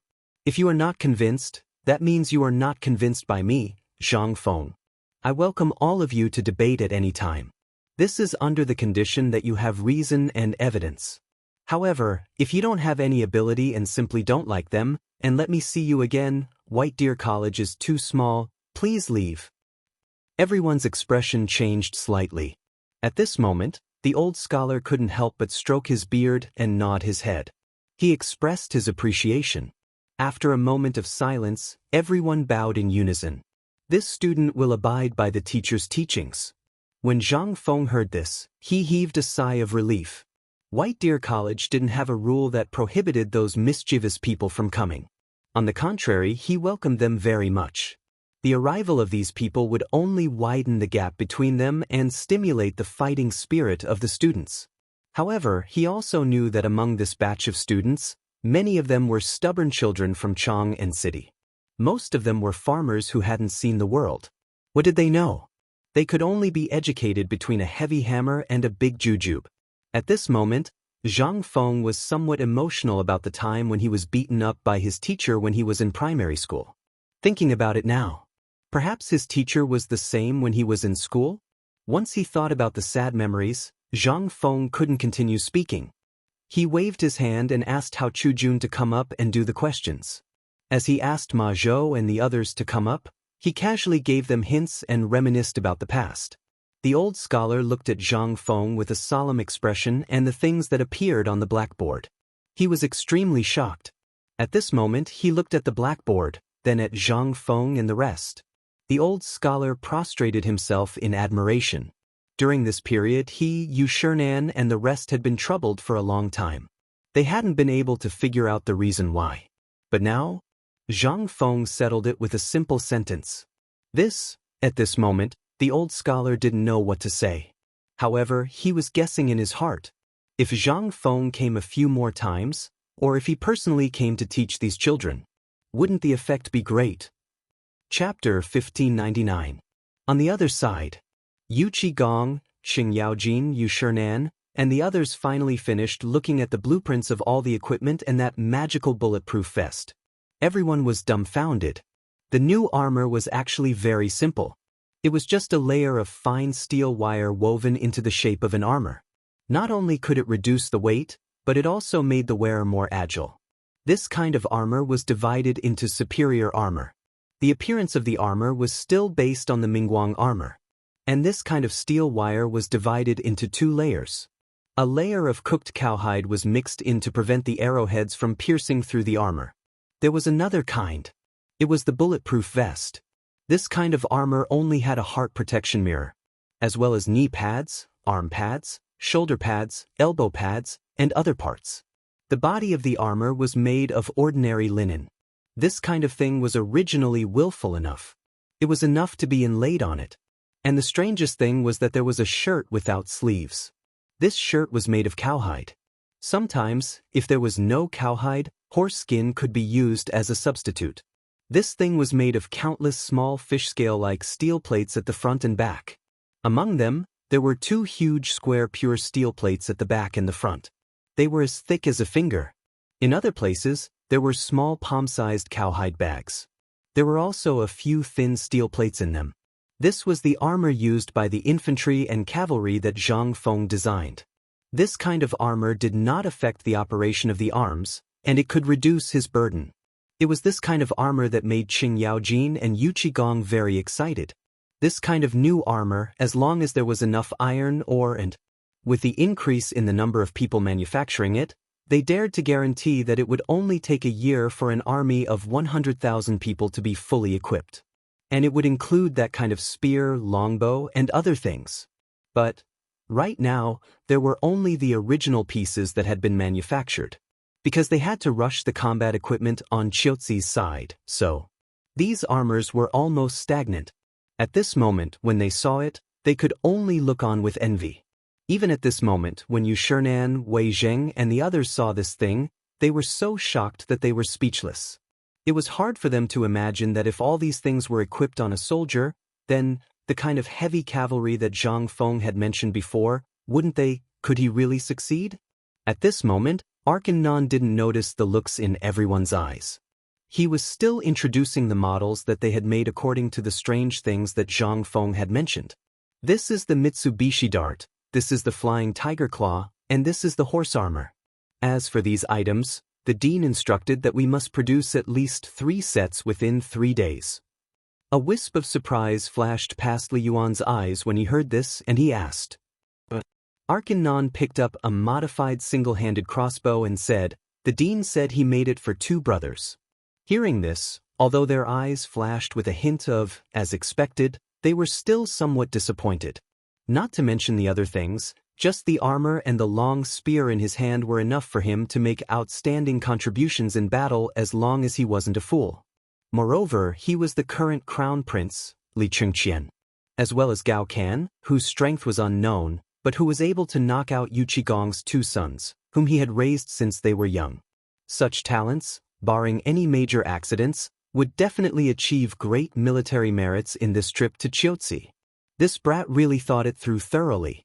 But you mother-f***er, didn't Lao Tzu treat you well? Or is it that my kid didn't treat you well? Why didn't you let him go? At this moment, not to mention Qing Yaojin and Yu Qigong, even Fang Xianling and Wei Zheng's faces showed some slight anger. Clang! At this moment, Arkanon solemnly pulled out a shining silver sword, waved it with some difficulty, and handed it to everyone. Everyone's eyes were almost blinded by the flash. The appearance of this sword was somewhat like a Mo sword, but it was slightly curved. The back of the sword had a blunt edge like a file, and the other side had a blade edge for a blood groove. The tip of the sword was somewhat similar to a Mo sword, but it seemed to have been cut in half from one side.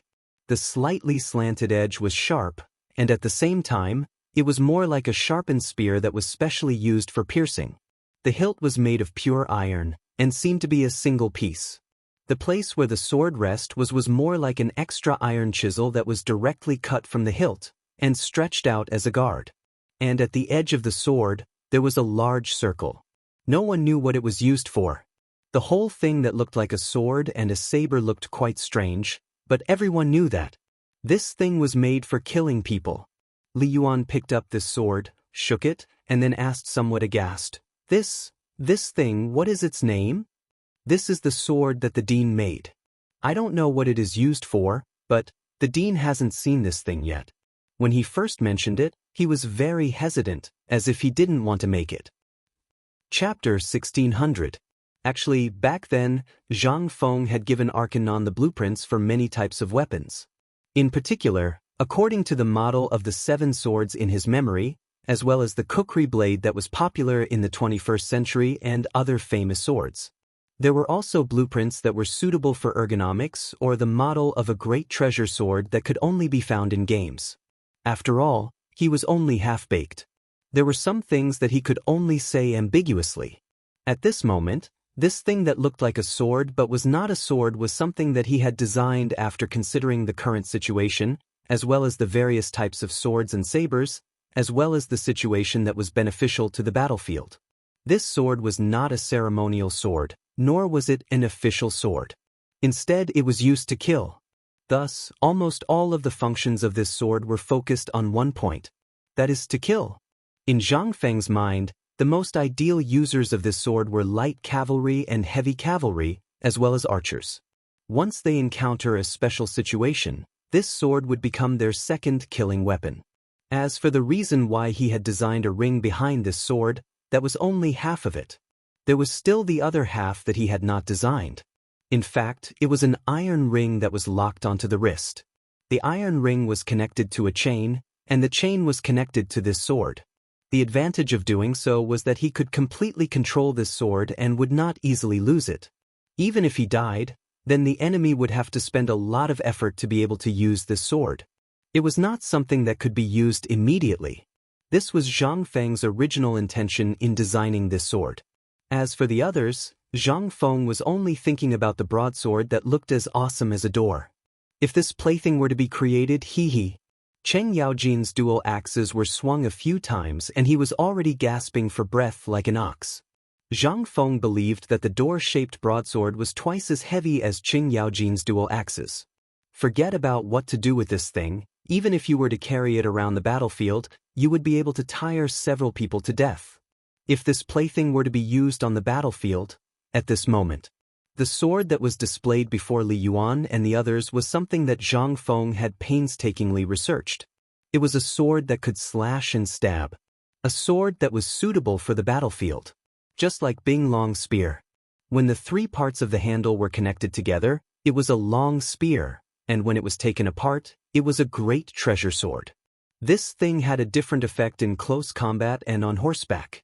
In Zhang Feng's memory, the Tang army and the Turks were equipped with scimitars. With a single strike, they were instantly reduced to clay chickens and pottery dogs. However, these things were too time-consuming. Therefore, Zhang Feng only asked them to create some model swords first. In other words, it was a sample. At this moment, other than the fact that the tip of the sword was not fully opened, Cheng Yaojin and Yu Qigong believed that the current state of the sword was enough for it to be used in battle. That was not all. Inside the control room that Arcanon had opened, there were many weapons that had not been assembled or were in the process of being manufactured.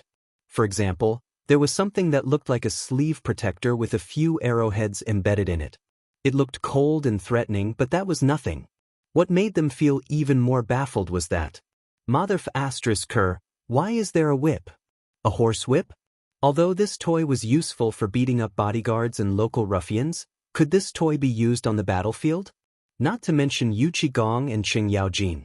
At this moment, even Wei Zheng and Yu Shernan were dumbfounded. But at this moment, Arcanon cautiously closed the door. Then he said, "These are the secrets of my forging workshop. Ordinary people can't even see them. Since the dean trusts you so much, I won't say anything. However, for the next thing in the forging room, I ask you to keep your mouths shut." Li Yuan and the others were stunned. They hurriedly asked, "Is it inside?" Li Yuan instantly thought of the thing that Zhang Feng had mentioned before. Flamethrower. Although they had heard about this thing for the longest time, they had never seen it in person.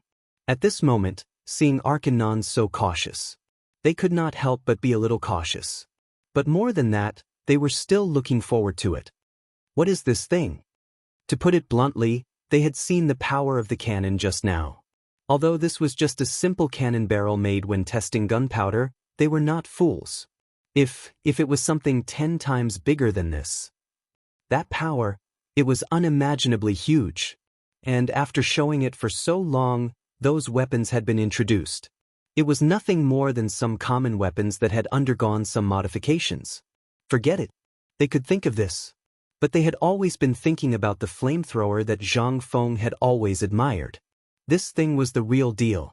So at this moment, seeing Arcanon so cautious, they could not help but look forward to it even more. Seeing them like this, Arcanon reminded them again and again before slowly and solemnly opening the stone door that was the deepest in the cave, which was also the deepest from the ground. In an instant, a wave of hot and humid smell accompanied by an unpleasant smell hit their faces. Chapter 1601. At this time, what appeared in front of everyone was. It was a stone room that occupied an area much larger than any of the stone rooms above. Li Yuan secretly estimated that this place seemed to be as large as the entire forging workshop. It was hard for him to imagine that this forging workshop had only been established for a little more than a month. It was actually able to create such an appearance. Although it looked quite simple and crude, it already had everything that should be inside. There were more than a dozen forging furnaces that were slightly smaller than the ones outside, as well as a long chimney that was chiseled through the walls of the cave leading to the outside, as well as a smelting furnace in the center of the stone room. At this time, a blazing fire was burning, and on the platform at the top, the craftsmen were paying taxes on the smelting furnace. This was the reason why when everyone entered the room, they felt a trace of dampness amidst the heat wave that hit them in the face. Around the smelting furnace, craftsmen had actually carved out some forging holes. Some craftsmen were bending over and carefully hammering these things that were only as thick as a thumb. There were even some craftsmen who had placed small furnaces on the platforms. At this time, they were squatting beside the furnaces, sweating profusely as they fiddled with something. This was the first time that everyone had seen such a strange scene. At this time, they could not help but be amazed. "I say, Alkinen, what are these people doing?" Cheng Yaojin could not help but ask. Yu Qigong had personally led an army to capture them. At this time, he was standing together with Cheng Yaojin. Obviously, these people were not fools. Cheng Yaojin had been stationed in Longyu Road for many years. Naturally, his fame had already spread to all parts of the western region. At this time, when he heard Cheng Yaojin's words, Alkinen instinctively felt a trace of fear. He quickly said, "This stone room is where the secrets of forging firearms are kept. There are more than 30 kinds of components in this room, and each of them is extremely precise. Some of them are even as thin as white paper, so it is quite troublesome to make them. 5 of the people here are top locksmiths of the Tang dynasty. These people have a clear division of labor, and each of them is doing their job. Look at this." Alkinen explained in detail. Then he picked up a trigger and a linkage buckle from the forging table and said, "Although this thing is small, it's the most difficult to make among these things. It's also the most important part, just like the trigger of a strong crossbow." Arkanon explained the details one by one. The expressions of Li Yuan and the rest also changed incomparably. They were agitated, excited, and worried. What they were worried about was why Zhang Feng chose these foreigners to participate in such a confidential matter. Why didn't he choose the natives of the Tang dynasty? If something were to happen, or if these people were to secretly send such a secret item to the outer realms, he wouldn't be able to escape. Wouldn't that bring a lot of trouble to the Tang dynasty? At the thought of this, Li Yuan's expression was no longer indifferent. He took the opportunity to whisper in Yu Qigong's ear, "Go quickly. Fengzi, get it for the old man." Yu Qigong naturally knew what the old master was worried about at this time. If he didn't ask clearly about this matter, no one would be at ease. What was more, Yu Shernan, Wei Jing, and the others were here. This thing, once leaked out, it would be fatal to the Tang dynasty. Before he entered the cave, he had been thinking about the future. Yu Qigong had always thought that this cave was just SOSO. It was just a forging room carved out to save time. But only when he saw the thing here did Yu Qigong completely overturn that idea in his heart. If this thing was placed in the West, it would have been discovered long ago. Before these things could be used on the battlefield, the news would have been leaked out. At this time, he understood more why Zhang Feng first modified the Mitsubishi bayonets, the crossbows, and then the spears and so on. These things turned out to be Zhang Feng's cover for this gun. This thing was the key. As for the cannon, it was the same. Even if there were spies who could find out everything, they couldn't really find out any useful information, such as things that could be forged in this underground forging room. Especially this gun. Even if he could make it, he knew the general appearance and so on. But if he didn't have the parts drawings made by Zhang Feng, how could he make it? This was also the magical part of Zhang Feng. He almost divided these drawings into countless pieces. Each person had a drawing. In this way, almost everyone had a different secret part. Even if there were illegal people who stole one of them, it was useless. The most important thing was that Zhang Feng was waiting for them to steal it. This gun was not something else. As long as there was a problem with one part, it would be scrapped. If it was serious, it would directly explode. If someone else made this thing on the test bench with his permission, then Zhang Feng would be eager for him to make it quickly. Zhang Feng might even give him dozens of carts of gunpowder. Once he exploded the gun. Chapter 1602. On the other side, Zhang Feng had just finished explaining the importance of geometry and arithmetic, as well as the calculation techniques. Then he was invited out of the classroom by Chung Chumo and the others who could not wait any longer. At this moment, there was only a group of people left in the classroom. They stared at the things that Zhang Feng had just said, which they had recorded word for word on a piece of scrap paper. After looking at the last problem of calculating the sum of the area of a square object, everyone fell silent. They carefully savored the mysteries of arithmetic. Previously, they had only been exposed to the simplest multiplication tables, division tables, and simple calculations such as addition and subtraction. They thought that they were familiar with the mysteries of arithmetic. However, after the lesson of the dean, they suddenly realized that they were nothing here. In any place other than the mountains, as long as they wore the uniform of White Deer College, it was like a pass. They could enter and leave Chang and the various restaurants and tea houses without queuing. Even in the tea houses, they did not need to pay. So much so that all of them felt like they were floating in the air. What was this? This was a symbol of their status. This was all the face that the dean had earned. This was the pride of everyone in White Deer College. However, after today's lesson, they finally realized that they were nothing even at this moment. The old scholar looked at the arithmetic problem on the blackboard with a solemn expression, engrossed in it. At this moment, at the side of the teaching building, Cheng Chumo and the others invited Zhang Feng here. They looked at Zhang Feng with a smile and rubbed their hands. This scared Zhang Feng so much that he thought that these guys were going to kill him to silence him. He hurriedly asked, "You guys, what's the matter?" Yes. Cheng Chumo nodded and said, "Now, the matter of this water wheel is basically settled. However, this water wheel needs to be changed almost every day. This is not right. However, we have thought of many ways.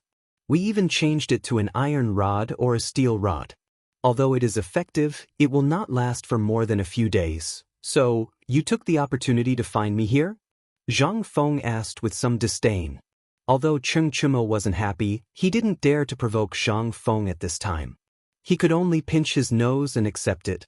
However, Du Go wasn't willing. He picked up his notes and argued with Zhang Feng. Du Go was famous for being a chatterbox. That terrifying mouth technique could even make people feel terrified. At the very least, Cheng Chumo and the others didn't dare to fight back. Even Li Chengqian couldn't handle it. At this moment, Du Go's attack was something that they had discussed beforehand. If Zhang Feng did not say anything, then Du Go would do it. At this moment, Du Go and Zhang Feng were in the middle of a heated argument. They tried their best to hold back their laughter. While smoking, they silently calculated the time in their hearts to see how long Zhang Feng could last. Sure enough, in the time it took to finish a meal. In the end, Zhang Feng was defeated. "Brother, I give up.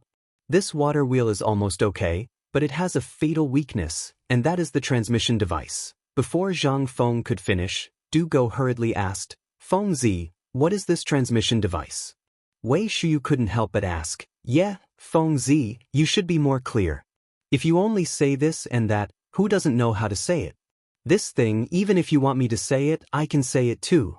During this period of time, we have spent countless days and nights, and we still can't get this thing done. You just open your mouth and say this and that. Tell us how to solve it. We are going to deliver the goods tomorrow. What do you want us to do?" When Zhang Feng heard this, he was angry and amused. However, at this moment, he knew that if he laughed, he would be beaten up in minutes. Zhang Feng could only sigh and say, "Do you still remember the lesson I taught you on the night I moved to the villa area?" When he said this, their faces instantly turned red. They slowly looked around and started to talk about it. None of them dared to look Zhang Feng in the eye. "No, Du Go." Du Go frowned as he flipped through the book in his hand. Then he said, "Feng Zi, there seems to be some sort of misunderstanding about this playbook. Back then, I clearly remembered that you had mentioned the method of power transmission and the method of forming the hydrodynamic force. You didn't talk about the construction of the water wheel at all, right?" Zhang Feng patted his forehead and looked at Du Go curiously. He leaned forward to take a look at the little book and realized that this guy was actually taking notes. Motherf asterisk Kerr. Good guy, who the hell would write a diary? This guy, he actually wrote a diary? However, at this moment, even if he wrote a diary, it didn't matter. After all, he really did talk about this matter. Zhang Feng pointed at the book and then called Cheng Chumo and the others over. He said, Come, all of you, come and take a look. I don't believe that you all don't remember this thing. Motherf asterisk Kerr, now that Lao Tzu asked you to make this water wheel, Don't tell me you don't want it to move? This can move, is it the power unit? In an instant, the few of them suddenly became cheerful. Sheng Chumo patted his forehead excitedly and shouted, Motherf asterisk Ker, so that's how it is. No wonder Lao Tzu didn't see this thing even after flipping through it. So it's because of this matter. Motherf asterisk Ker, Chong Zi Motherf asterisk Ker, you said that this thing? Lao Tzu didn't believe you. At this moment, everyone suddenly realized. Motherf asterisk Ker, it was this guy who said that the construction of this water wheel was very complicated. It was far from a problem of power, it was a problem of some manufacturing process. If they had known that this was a scam, Motherf asterisk Ker, they would have made it long ago. Why would they be laughed at by Feng Zi now? The few of them looked at Zhang Feng's speechless expression and then looked at Zhang Sun who was about to slip away. Everyone was angry. Du Go was so angry that his beard was blowing and his eyes were glaring. He put away the little book and shouted, Motherf asterisk Ker, beat him up. Chapter 1603. Zhang Sun did not even know what was going on. He was pressed to the ground and hammered by someone. Among them, Wei Shuyu, Chen Chumo and the rest were all bark and no bite. Their fists were swinging loudly, but when they landed on their bodies, it was like a tickle. But this bastard Du Go, he was definitely going all out. Every punch made Zhang Sun Chong cry out in pain. The key point was that this guy was always looking for Zhang Sun Chong's soft flesh. Alright, if you continue, I'm leaving. Zhang Feng could tell. Apart from Du Go who was really angry, the rest of them were just putting on an act. He had no choice but to ask them to stop. By the time everyone stopped, Zhang Sun Chong's face had already lost its original appearance. 2 panda eyes and 2 lines of nosebleeds could not be stopped. Zhang Feng felt a headache coming on. He did not hide anything anymore. Originally, he had planned to explain the water wheel to them. After all, Zhang Feng also knew the importance of the matter. The phosphate fertilizer factory at the foot of the mountain was almost finished. He only needed to wait for this set of equipment to be installed before it could be activated. Furthermore, tomorrow was the day that the Ministry of Works would hand over the equipment. If they missed it, then there would be trouble. Zhang Feng knew that all the commoners and officials at the foot of the mountain were waiting for this toy. If they couldn't hand over the equipment tomorrow, there would inevitably be chaos. At this moment, seeing that the few of them had quieted down, Zhang Feng gestured for them to follow him to the villa area. The craftsmen making the water wheel in the villa area were still racking their brains, but as usual, they did not know where the problem was. At this moment, they saw Zhang Feng arrive. Everyone hurriedly stood up and greeted him. Zhang Feng asked them to stand up, then pointed at the water wheel and talked to the craftsmen. Among these craftsmen, there was an old man who used to work in the Ministry of Works. Because of his age and dissatisfaction with the Ministry of Works, he resigned in anger. If Zhang Feng had not found him, Zhang Feng would not have been able to find such a skilled person. However, although this person was very skilled, he was also a stubborn old man. He would argue with Zhang Feng for almost half a day about almost everything, especially when the water wheel was being built. In ancient times, especially in the early years of the Tang Dynasty and before the Tang Dynasty, almost all the water wheels had straight blades. However, the water wheel designed by Zhang Feng had slanted blades. The most important thing was that one of the blades was positive while the other was negative. The advantage of such staggered slanted blades was that the water wheel moved faster. The difficulty was that doing so would worsen the wear and tear of the entire water wheel. In particular, Zhang Feng had made the axle of the water wheel thinner. Under the premise of only pursuing speed, the degree of exhaustion had also increased. In addition, during this period of time, they had not been able to find the reason, so these little dukes had directly dragged him to do research every day. They had long been tortured to the point of being unable to bear the burden. At this moment, they saw Zhang Feng arrive. Only then did they heave a sigh of relief. They also repeatedly complained that they were ready to go home and retire. They did not want to suffer here anymore. This made Zhang Feng very depressed. At this time, why did these craftsmen not have the spirit of exploration? The craftsmen who had been kidnapped from the western regions were all as if injected with chicken blood when they saw the magical drawings and the magical manufacturing process. This was simply incomparable. Zhang Feng could not say anything. After all, the old master was so old. He could only helplessly say, "Old master, I know what you mean. After this water wheel is built, whether you all stay or leave will be decided separately. Now, let me tell you what's wrong with this water wheel. Look, there's actually no problem with the water wheel as a whole. The problem lies in the axle." As he spoke, Zhang Feng kicked the steel axle that was still swaying. Then he said, "You can't even fix this thing firmly. Do you think it won't be seriously damaged?" When he said this, the good craftsman frowned and said, "Sir Director, once this thing is fixed, won't it not be able to move?" Zhang Feng chuckled and said, "Do you still remember the 2 rings I brought you?" The old craftsman was stunned. He still did not remember. Du Go remembered. He hurriedly dug out 2 palm-sized steel rings from a pile of scrap metal at the side. When Zhang Feng brought them here, he said that this was the main point. However, no one knew what this thing was used for, so they did not pay much attention to it. Zhang Feng picked up the 2 round things and put them on the steel rod. Then he hammered them into the axle and said, "Now, you all have to think of a way to fix it firmly in here. After that, don't worry about it. I can guarantee that this thing can be used for half a year without a problem." Zhang Feng did not want to explain this bearing. After all, once this thing was explained, it would take a lot of time. At this time, there was no lubricant and there was no oil found.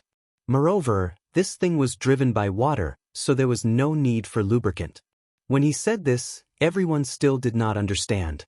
However, Zhang Feng was too lazy to explain anything. He yawned leisurely and prepared to go back and have a good afternoon nap. There were too many things to do today. In addition, he was dizzy from drinking and had said a lot of things. At this moment, he was so sleepy that he could not even open his eyes. Just as Zhang Feng turned around and was about to go to sleep, suddenly he was scared out of his wits by Yu Qigong's voice. "Feng Zi, you're finally done with this thing? Then let's go. The old master wants to see you." Chapter 1604. Zhang Feng really did not want to do that. However, he did not know when old Yu and old Chen appeared behind him, so much so that he was scared out of his wits. After a long while, Zhang Feng recovered and asked in surprise, "How long have you been here?" Yu Qigong chuckled and said, "When you arrived, we had just arrived." "What is it?" Without waiting for Zhang Feng to finish his question, Yu Qigong immediately took action. He grabbed Zhang Feng and said, "Let's go, we'll know when we get there." Zhang Feng was speechless. He struggled with all his might, but seeing that he could not break free, he could only follow the 2 to the workshop with a speechless expression. Cheng Chumo and the rest were dumbfounded. After exchanging glances, they looked at the Yuchi brothers and said, "I say, they seem to have been in the workshop for a long time, right?" The Yuchi brothers nodded seriously. Wei Shuyu immediately perked up and said, "Could it be that they have done something shameful in there?" Their eyes lit up, but then dimmed again. What could they have done? It was nothing more than finding something good. At this moment, Du Go said faintly, "Have you forgotten that Li Gan will be going to Chiotzi City in 2 days? What do you think they are doing here at this time? Also, don't you want to go and see what that loud noise was just now?" Hearing that, instantly, the few of them became interested and hurriedly followed. "Let's go, let's follow Dad and take a look." After Zhang Feng and the rest led Chen Chumo and the rest into the cave of the workshop, Chen Chumo and the rest were dazzled, as if they were Granny Lu who had entered the Grandview Garden. They looked here and there, it was simply too much for their eyes to take in. In the end, the few of them locked their gazes on the shining silver sword in Wei Zhang's hand. That sword? Damn, it's a little cool. They just did not know how powerful this thing was. The few of them waited. After entering the cave on the next floor, they saw a dazzling array of weapons displayed in the cave. In an instant, they couldn't help but stop in their tracks. "Fengdi, do we brothers have a share in them?" Their gazes were already attracted by the strange-looking weapons that Yu Qigong and the others had seen earlier. When Zhang Feng saw this, he instantly became smug, especially when he saw Yu Qigong's pleading gaze. He slapped Yu Qigong's hand away and said, "You want it." How could they not want it? They nodded in agreement. At this moment, Zhang Feng's heart was filled with joy. He had been in a bad mood the entire journey when Yu Qigong clamped down on him. Now that he had the chance to take revenge, he said, "Take a look.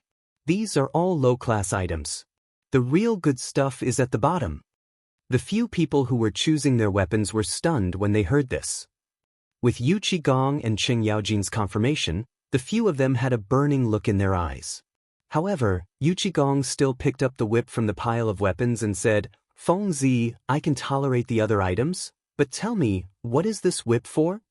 This thing can kill people?" Zhang Feng looked at Yu Qigong as though he was looking at an idiot. "Sun Ernyang can kill people with a kitchen knife. What's more, she gave you a chopstick, an axe, and a hoe. Tell me, are these weapons?" Yu Qigong was stunned.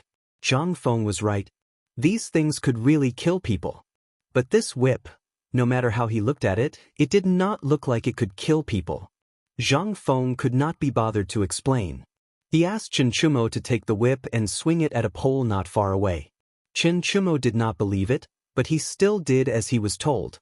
However, the next moment when the whip wrapped around the pole, it made a metallic sound. Everyone was stunned. Chen Chumo pulled back the whip, and the steel pipe was pulled back as well. He also saw that the whip had scales as dense as snake scales. What was even more frightening was that there were barbs between the scales. At this time, there were also scratches left on the steel pipe that had been entangled with it. At that moment, everyone could not help but break out in a cold sweat. Damn it, this thing. If it appeared on the battlefield, it would definitely cause trouble if they were caught off guard. "Good weapon." Qing Yaojin could not help but exclaim. Zhang Feng said smugly, "Of course. The main material of this whip is made of sheep tendons, cow tendons, and some other special materials. It is then made into a net with steel wires. The scales on the net are pieced together by small steel shavings the size of chopsticks. This thing may not look like much, but once it wraps around you, even the head of a black bear can be pulled off by it. That depends on whether you have the strength to do so." Hiss. Even Yu Qigong and Qing Yaojin couldn't help but suck in a cold breath when they heard this. Zhang Feng waved his hand and urged, "Let's go. There's nothing good here. Let's go down and see where the essence of this forge is. It's also the most precious thing." However, at that moment, Du Go said in a trembling voice, "Feng Zi." Zhang Feng was stunned and asked, "What?" "I want this whip." Zhang Feng felt a chill run down his spine. This guy was already a bad guy. If he gave this thing to him, although it suited his temperament, it would be terrible if something happened. Zhang Feng shook his head repeatedly. No, this doesn't suit you." Du Go ignored Zhang Feng and took the whip from Chen Chumo's hand and wrapped it around his belt. Zhang Feng could not help but give him a thumbs up. "You're King awesome. Lao Tzu is impressed." Chapter 1605. Zhang Feng didn't expect that a person could be so shameless when he became shameless. But today he saw it for himself. This Du Dabing really didn't talk about martial ethics. But there was no other way. He also had to have something to defend himself. This whip was undoubtedly the most suitable for him. If he was given a knife, would he be able to use it? What kind of moves would he know? But this whip was different. There was no need for any moves. All he needed to do was to dance, and that would be enough. This was very in line with Du Go's temperament. Zhang Feng stared at Chen Chumo and the others. Seeing that they didn't want to imitate Du Go, he stopped. "Let's go. The old man is probably waiting anxiously." Yu Qigong said somewhat gloomily. Hearing this, the few of them became well-behaved. The few of them were even more curious about what else was down there. When they all entered the cave where the guns were made, everyone's eyes were fixed on what they saw. At the corner of the wall, there were steel pipes for guns. In the middle, there was a furnace as big as a central room. At this moment, it was surrounded by people knocking on it.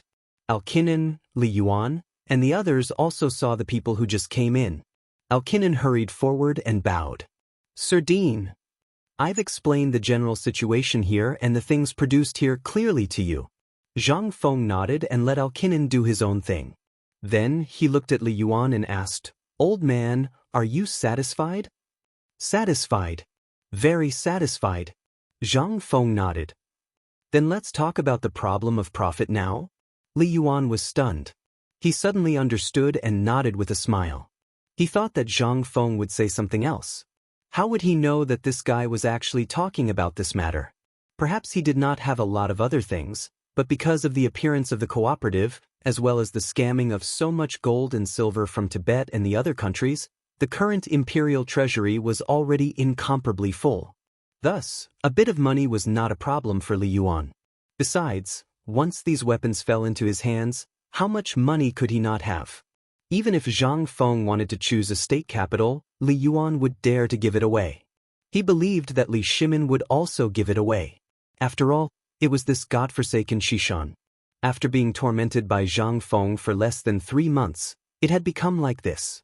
Moreover, the two markets in Chang and city combined were not as profitable as this one, and it was not as lively as this one.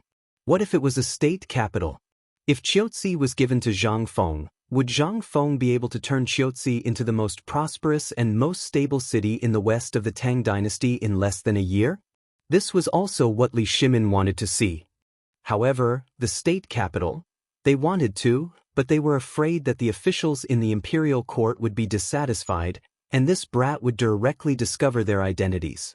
Therefore, they could only wait for Zhang Feng to speak. At this time, giving Chiaotzi City's commerce to Zhang Feng was almost the same as giving Chiaotzi City's lifeline to Zhang Feng. In other words, Chiaotzi City belonged to Zhang Feng. However, this was just not a clear statement. Hearing this, Zhang Feng thought for a moment and said, "I'll leave the blueprints of these weapons and equipment, and these craftsmen to you. These people are all treasures. You have to be careful. These people, especially Arcanon and Mokido, are treasures among talents. I'll still control the forge on the mountain, but it's only used to invent some new things. As for the mass production, I'll leave it to you. Moreover, I'm not sure about the cost of these weapons. You can discuss the specifics among yourselves. I only want half of the profits. What do you think?" Li Yuan was silent.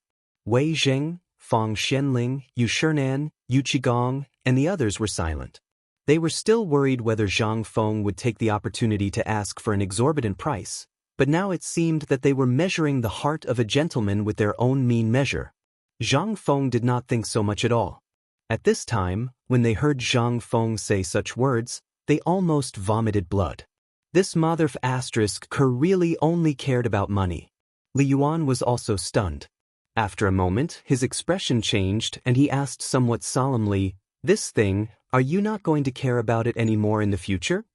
Zhang Feng nodded. "More or less. I don't have much time to worry about so much. The matter of the phosphate fertilizer has not been settled yet. I have to deal with it first. Besides, as long as nothing goes wrong in this battle against Chiaotzi, it will definitely succeed. What's there to worry about? My current experience is to set up this laboratory. When Li Gan and the others return from the battlefield, my laboratory will officially start." Li Yuan nodded, his eyes flashing. In his opinion, Zhang Feng's talent in military affairs was more terrifying than anything else. If this kid really put his heart and soul into one thing, then his achievements could not be limited. At this time, seeing this, the expressions of Yu Shinan and the others recovered slightly. This was what they wanted. This was what they wanted to see the most. Zhang Feng was indeed a talent, but what they wanted to see the most was that Zhang Feng could become a person who benefited one side, and not an accomplice who caused a massacre. This was not good for Zhang Feng. It was also not good for the position of the entire academy. After all, Zhang Feng was the soul of this academy. Once Zhang Feng chose a path, it was destined to make the students of the entire academy the same. Li Yuan did not expect Zhang Feng to be like this. He asked tentatively, "Now that these things have almost been manufactured, what else are you going to do?" Chapter 1606. Li Yuan asked what almost everyone wanted to ask. But the timing was not right before, so everyone did not ask. Now that the topic had reached this point, naturally everyone wanted to hear it, especially Yu Shinan and the others.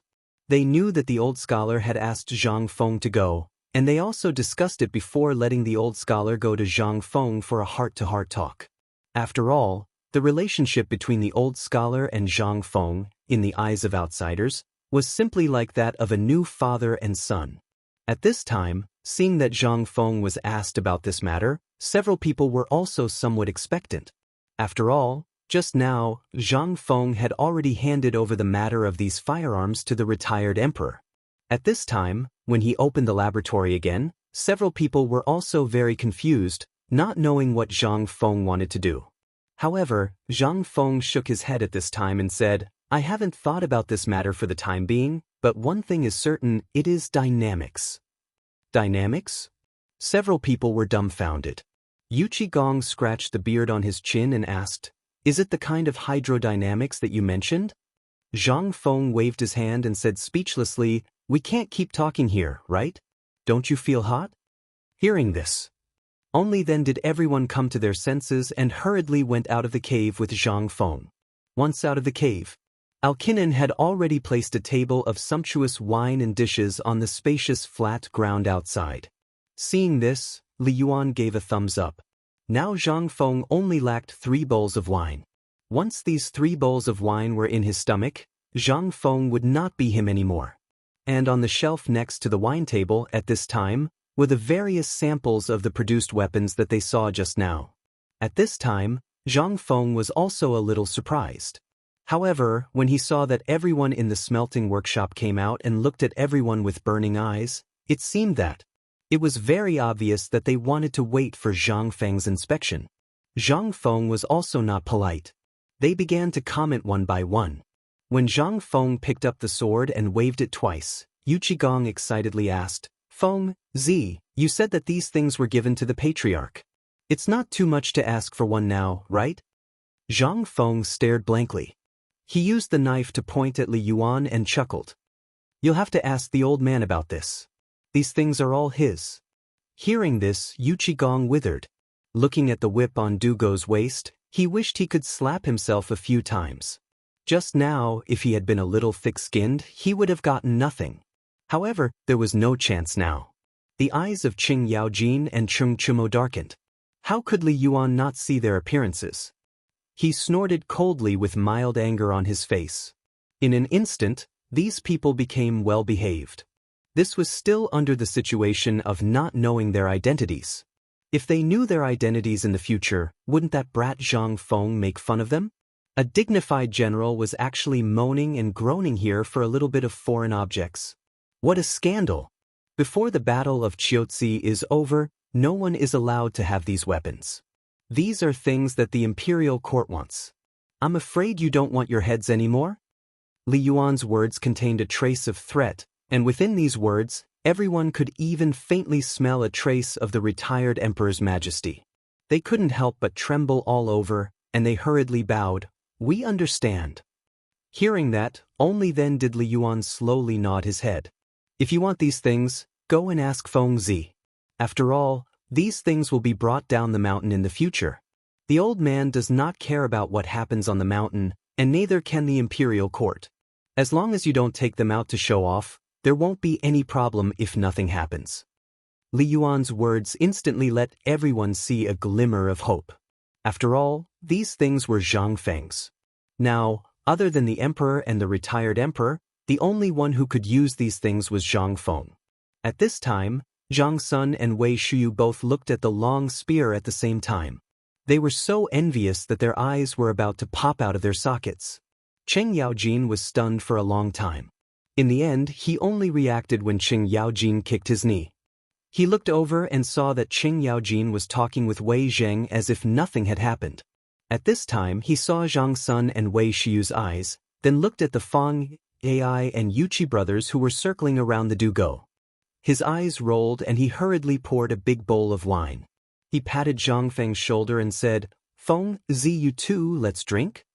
Zhang Feng was about to fall asleep at this time. At this time, seeing such a big bowl of wine, how could he not know what Cheng Chumo was thinking? His eyelids jumped and said, "Drinking wine is okay, but there needs to be a way, right?" This, Cheng Chumo was stunned and scratched his head. After a moment, he suddenly said, "Didn't you help us a lot today?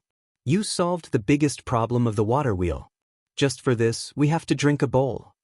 At this time, Wei Shuyu and the others also came back to their senses. They hurriedly picked up the wine bowl and imitated Cheng Chumo. They picked up the bowl and wanted to compete with Zhang Feng. At this time, Zhang Feng's scalp instantly went numb. If he drank this, wouldn't he kick the bucket?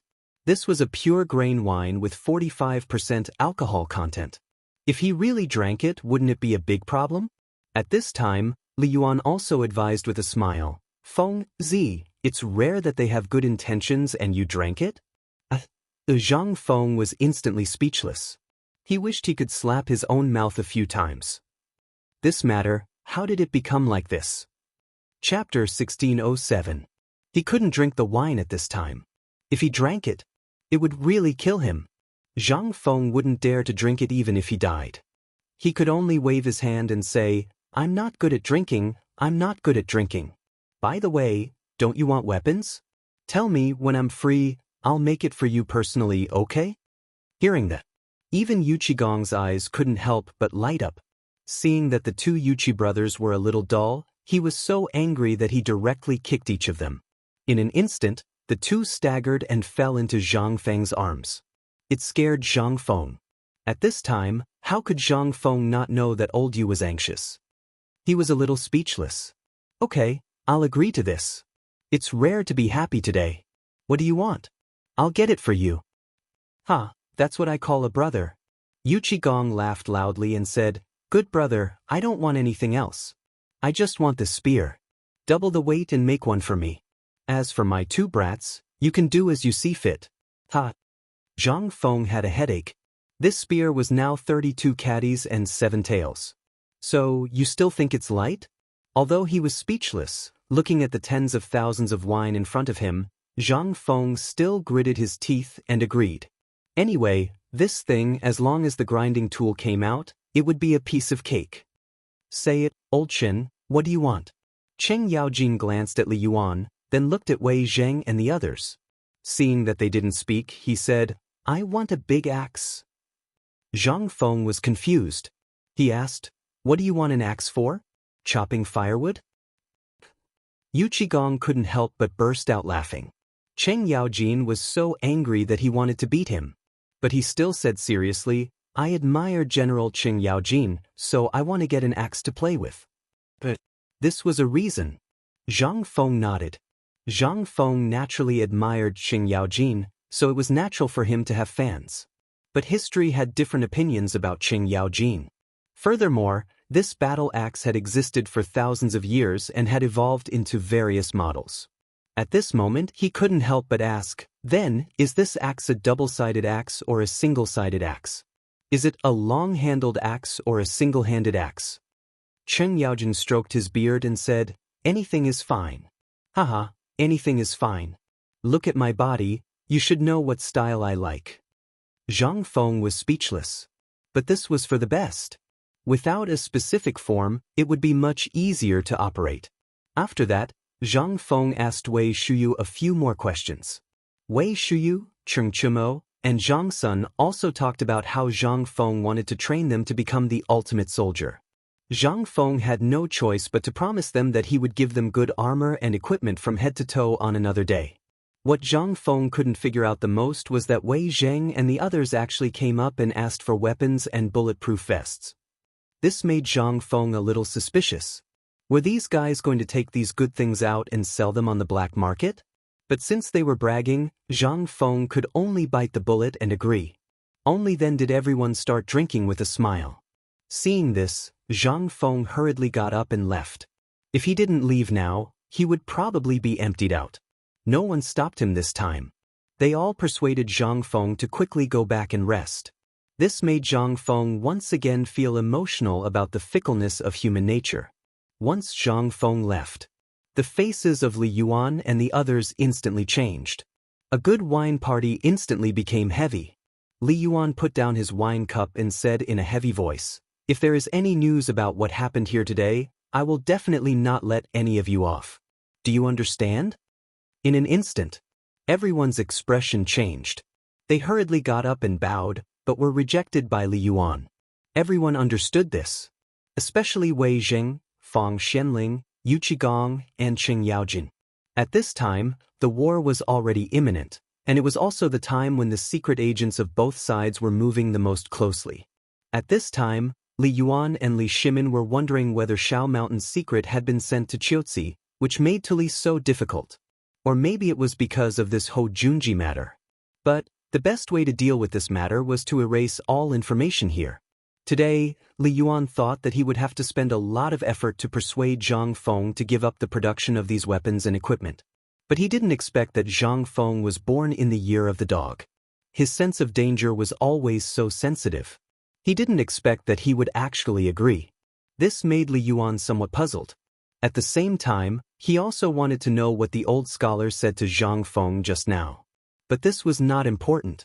What was important was that at this time, the matter had already happened, and these people had coaxed and pestered Zhang Feng to get so many things. Although he would definitely not give them to them for the time being, they would definitely get into their hands. These guys, none of them were easy to deal with. When they were drunk and pretended to be cool, once that thing was leaked, it would be an irreparable blow to the Tang dynasty. That was why Li Yuan was so cautious. But at this time, the more Li Yuan thought about it, the more he felt that this matter was too serious. He hurriedly got up, looked at everyone and said, "Let's go back." Chapter 1608. Dong, dong, dong. The next morning, the morning bell rang. In an instant, Chang and city, which had been silent for the whole night, became lively again. The Ministry of Works was the most active. When the city gate opened, more than 100 people from the Ministry of Works and more than 50 large carts drove out of Chang'an City. Those who knew about this knew that they were going to White Deer College in Shao Mountain to get something. And it was something important for the phosphate fertilizer factory. So early in the morning, the commoners didn't eat breakfast. Instead, they held their bowls and squatted at the door to watch the show. In the past, those who went out to walk their birds and dogs were nowhere to be seen. Everyone was huddled in a corner, watching the carriages leave the city. Outside the Tonghua Gate. At this moment, the moment the city gates opened, the sound of firecrackers louder than the morning bell rang through Chang'an City. Everyone knew that today's big event was that the phosphate fertilizer factory was going to open. This also meant that this year's grain harvest was going to be bumper. This was the most important thing for every citizen. It was also the most exciting thing for them. Although they hadn't used the phosphate fertilizer yet, the people who got the malt by chance last time all carefully planted it in their homes like it was a treasure. Every morning and evening, they would go to see it. Under everyone's expectant gazes, this wheat sprout grew even more sturdy. In just a few days, it was already as long as a finger. The most important thing was that it was sturdy. It was as fat as the tip of a chopstick. How could the people not go crazy? The malt sprout had never disappeared in Chang'an City. Every day after dinner, people would talk about it. This was the most exciting thing for them. And today, the phosphate fertilizer factory was finally going to officially open. How could the people of Chang'an City not go crazy? Outside the Tonghua Gate. When the gate opened, a large number of people swarmed out. In such an anxious wait, 2 hours later, the ministers from the Ministry of Works, the Ministry of Appointments, the Ministry of Rights, the Ministry of Agriculture, and the other ministers who had just finished the morning meeting arrived one after another. In the small town outside Chang'an City, no one knocked on Zheng Tufu's door anymore. At this time, the sky was only slightly bright. Almost everyone was at home feeding the pigs and carrying bags of pig feed in preparation for the day's sale. When he heard someone knocking on the door, Zheng Tufu was stunned for a moment before he hurriedly opened the door. Zheng Tufu was stunned when he saw the person at the door. The person who came was none other than Niu Weili, the old master of Chang'an County. Niu Weili went straight to the point and asked, "Old Jing, Lao Li and the others asked me to ask you if you're selling this big fat pig? Today, Fengzi's phosphate fertilizer factory is operating. Lao Li and the others are preparing a banquet for everyone. Your pig is the staple food. You're saying that Fengzi did this?" Zheng Tufu naturally knew about the phosphate fertilizer factory. He also knew about what happened outside Tonghua Gate, but he never saw Zhang Feng's shadow. After asking around, he found out that these things were made by Lao Li and the others and not Zhang Feng. But now that he heard it, Zheng Tufu was a little surprised. Nyo Whaley's expression was a little strange when he heard that. You're saying that this thing caused such a big commotion in Chang'an City. Who would dare to do this without Feng Zi's approval?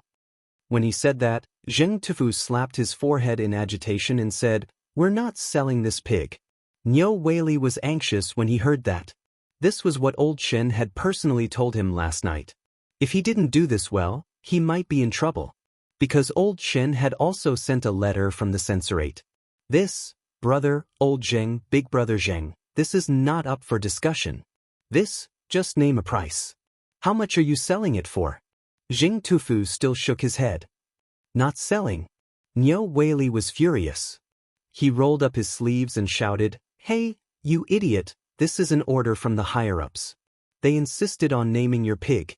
Do you know what this means?" This means? Before he could finish, Zheng Tufu's words almost choked him to death. Zheng Tufu said leisurely, "This pig is not for sale. In my courtyard, there are 15 big fat pigs of about 200 caddies. Just tell me how many you want. Do you want me to slaughter them for you here, or drag them to the phosphate fertilizer factory? I'll give them to you, but if you pay, Lao Tzu won't sell even a strand of pig hair." Nyo Whaley was stunned. He couldn't wrap his head around it. He asked in a daze, "What do you mean by this?" Zheng Tufu waved his hand and chuckled. "Look at me. If it weren't for Feng Zi, Zheng Tufu would still be a butcher. All of this is thanks to Feng's, especially these pigs. If it weren't for Feng Zi's idea, if it weren't for him giving me a way to make money, do you think I would dare to dream of such a good job in my entire life?" Nyo Whaley smacked his lips and didn't know what to say. He knew about this. After all, he was also a beneficiary back then. If it weren't for Zhang Feng, where would he have a few hundred mu of fertile land now? Where would he have those mansions in Chang'an City? Even if he worked as a county magistrate his whole life, he wouldn't be able to get it. Chapter 1609. Early in the morning. The people of Tonghui Lane were in an uproar. Early in the morning, the old village chief put on a new soapy robe that he had not worn for a long time. He stood on the street in high spirits, leaning on his walking stick and shouting. Beside him, Ma Xinliang was beating the gongs and drums with all his might. At this moment, the old village chief seemed to be 10 years younger. His back was not hunched and his eyes were not blurry. At this moment, he was already surrounded by a group of Chang'an merchants. At this moment, the old village chief felt that in his 70s, Mr. Bosher had said that people were past their prime. But at this moment he suddenly felt that life had just begun. It was exceptionally wonderful. At this moment he had entered the peak of his life. Because, today, the big banquet at the phosphate fertilizer factory at the foot of Longsho Mountain was unexpectedly held by the people of Tonghui Lane. What was this? This was the emperor's favor. This was the emperor's favor to Tonghui Lane. This was a rare opportunity. If it was done well, then everyone in Tonghui Lane would become superior. They would no longer be lowly slaves. However, today, the old village chief knew early in the morning that the emperor would not come to the banquet at the phosphate fertilizer factory. That lazy Feng Zi would not come either. After all, he was still sleeping at that time. When he thought of this, the old village chief was a little angry. However, what made him tremble with fear was that although the emperor would not come today, the people who came today were either rich or noble. There were also a large number of merchants and foreign businessmen from various prefectures. And today's staple food was a pig banquet that was held by the people of Tonghui Lane, pork, although this thing, after going through Zhang Feng's hands, was no longer the smelly and disgusting thing it was before. However, the reputation of this pork was not very good. In such an important occasion, the emperor actually ordered that they must eat pork. This made the old village chief especially cautious. If something went wrong, he would be. Don't say that I'm famous. If I don't get my head chopped off, then I'll thank the heavens. When he thought of this, the old village chief became even more anxious. Leaning on his walking stick, he shouted at Zhu Zi, who was shrinking his neck and rubbing his sleepy eyes, "Zhu Zi, where are your parents? Are you still sleeping?" Zhu Zi was shocked by the old village chief's words and almost didn't recognize that the person wearing a black gown was actually the old village chief. He muttered in shock, "You are the old village chief? How did you become younger?" Even though the old village chief's heart was as sweet as honey, he still shook his walking stick in mild anger and asked, "Where are your parents?" Only then did Zhu Zi react. He pointed in the direction of the tavern and said, "My father and mother are in the tavern. They said that if a big shot comes today, The old village chief's expression became anxious when he heard that and said, "Still packing up for what? What time is it now? Tell your parents to go to Chang, an hotel, and invite a chef, especially the braised ingredients. Don't forget."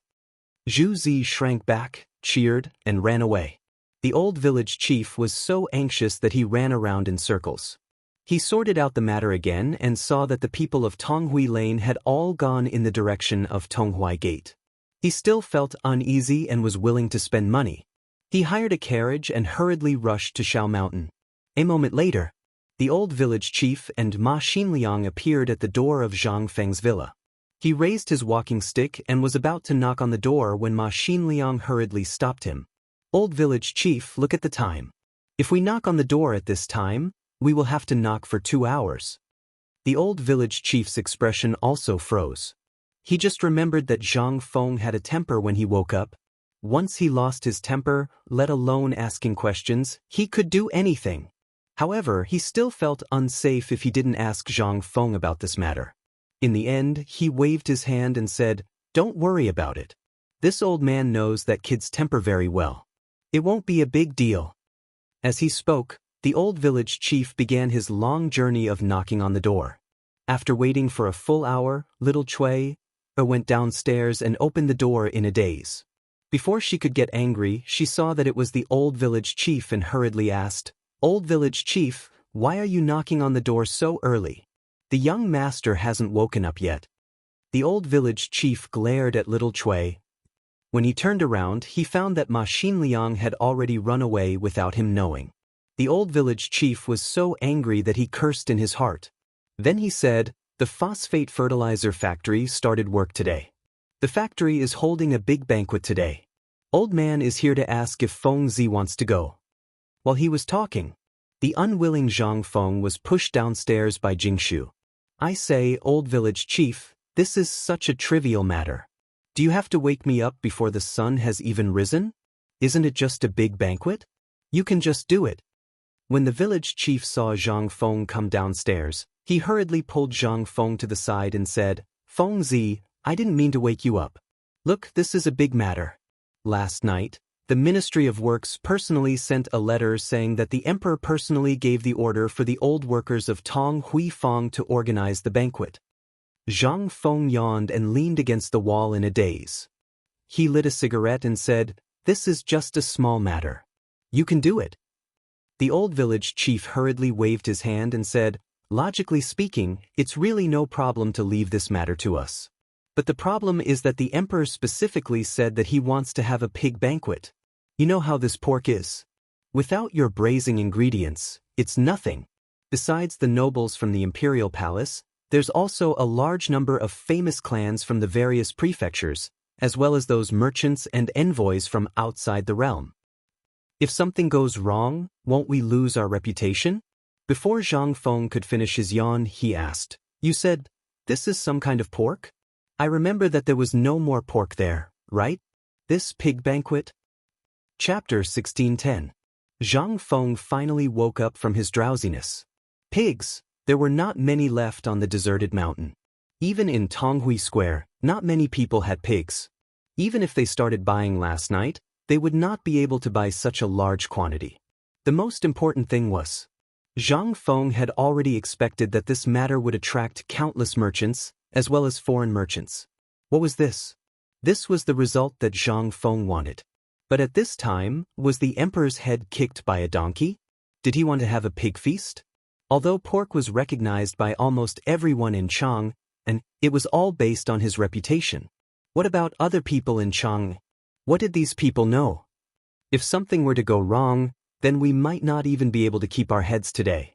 Not to mention anything else. Seeing that the old village chief was hesitating, Zhang Feng narrowed his eyes and asked, "Old village chief, don't tell me that you haven't settled the pig matter yet?" The old village chief shook his head and said, "The pig matter is settled. The key problem now is that this is a phosphate fertilizer factory. This is the first time in our Tang dynasty that something like this has happened in hundreds of years. If we mess it up, won't we regret it to death?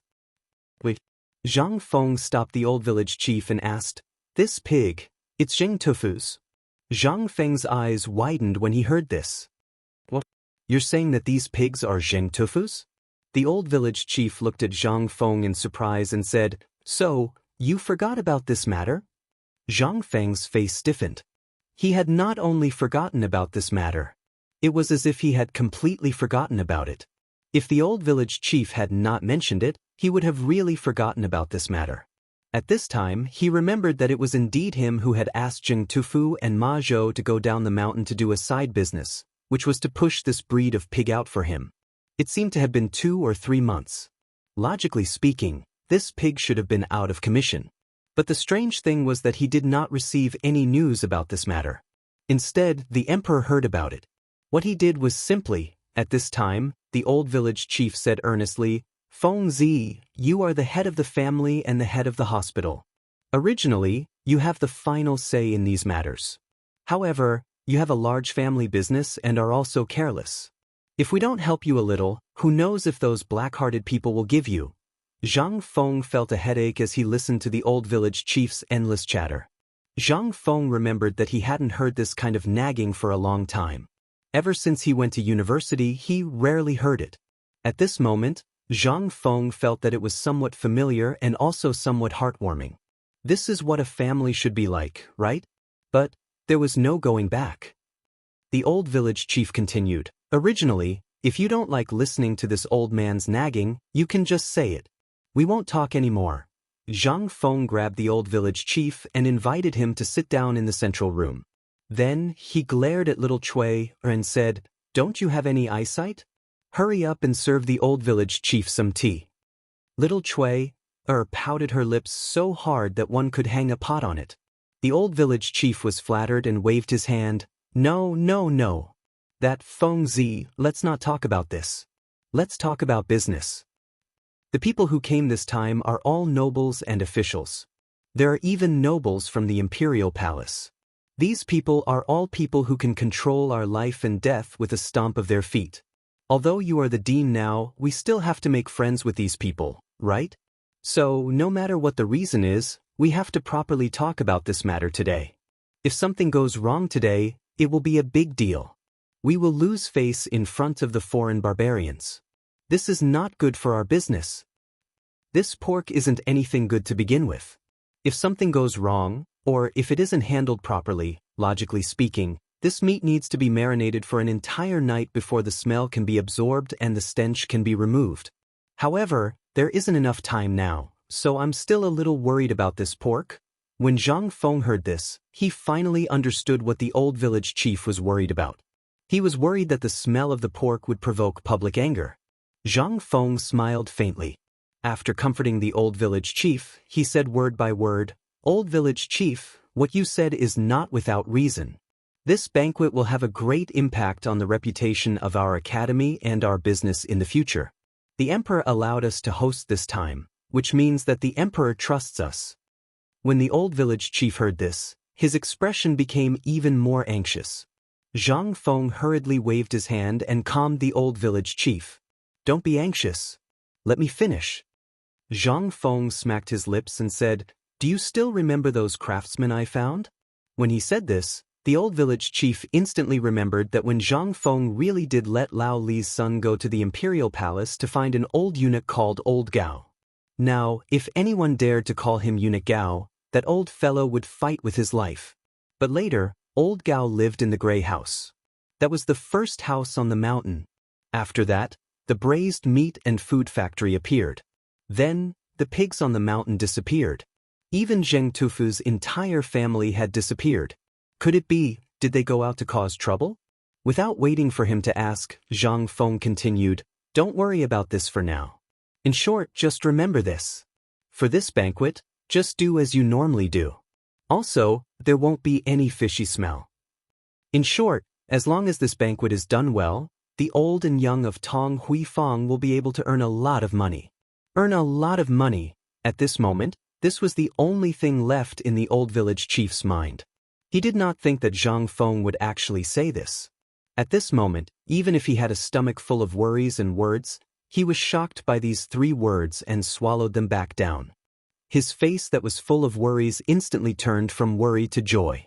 Suddenly, it became a face full of excitement and joy. Then this old man will go back to work. You continue. When this old man returns, this old man will personally host the banquet for the young master. As he spoke, the old village chief ignored Zhang Feng's ugly face and ran away. Chapter 16:11. He didn't ask Zhang Feng for details. There was no need to ask.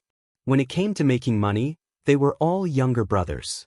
In short, Zhang Feng was right. If Feng Zi said that they could make money, then they would definitely make money. In terms of making money and doing business, the old village chief admired him very much.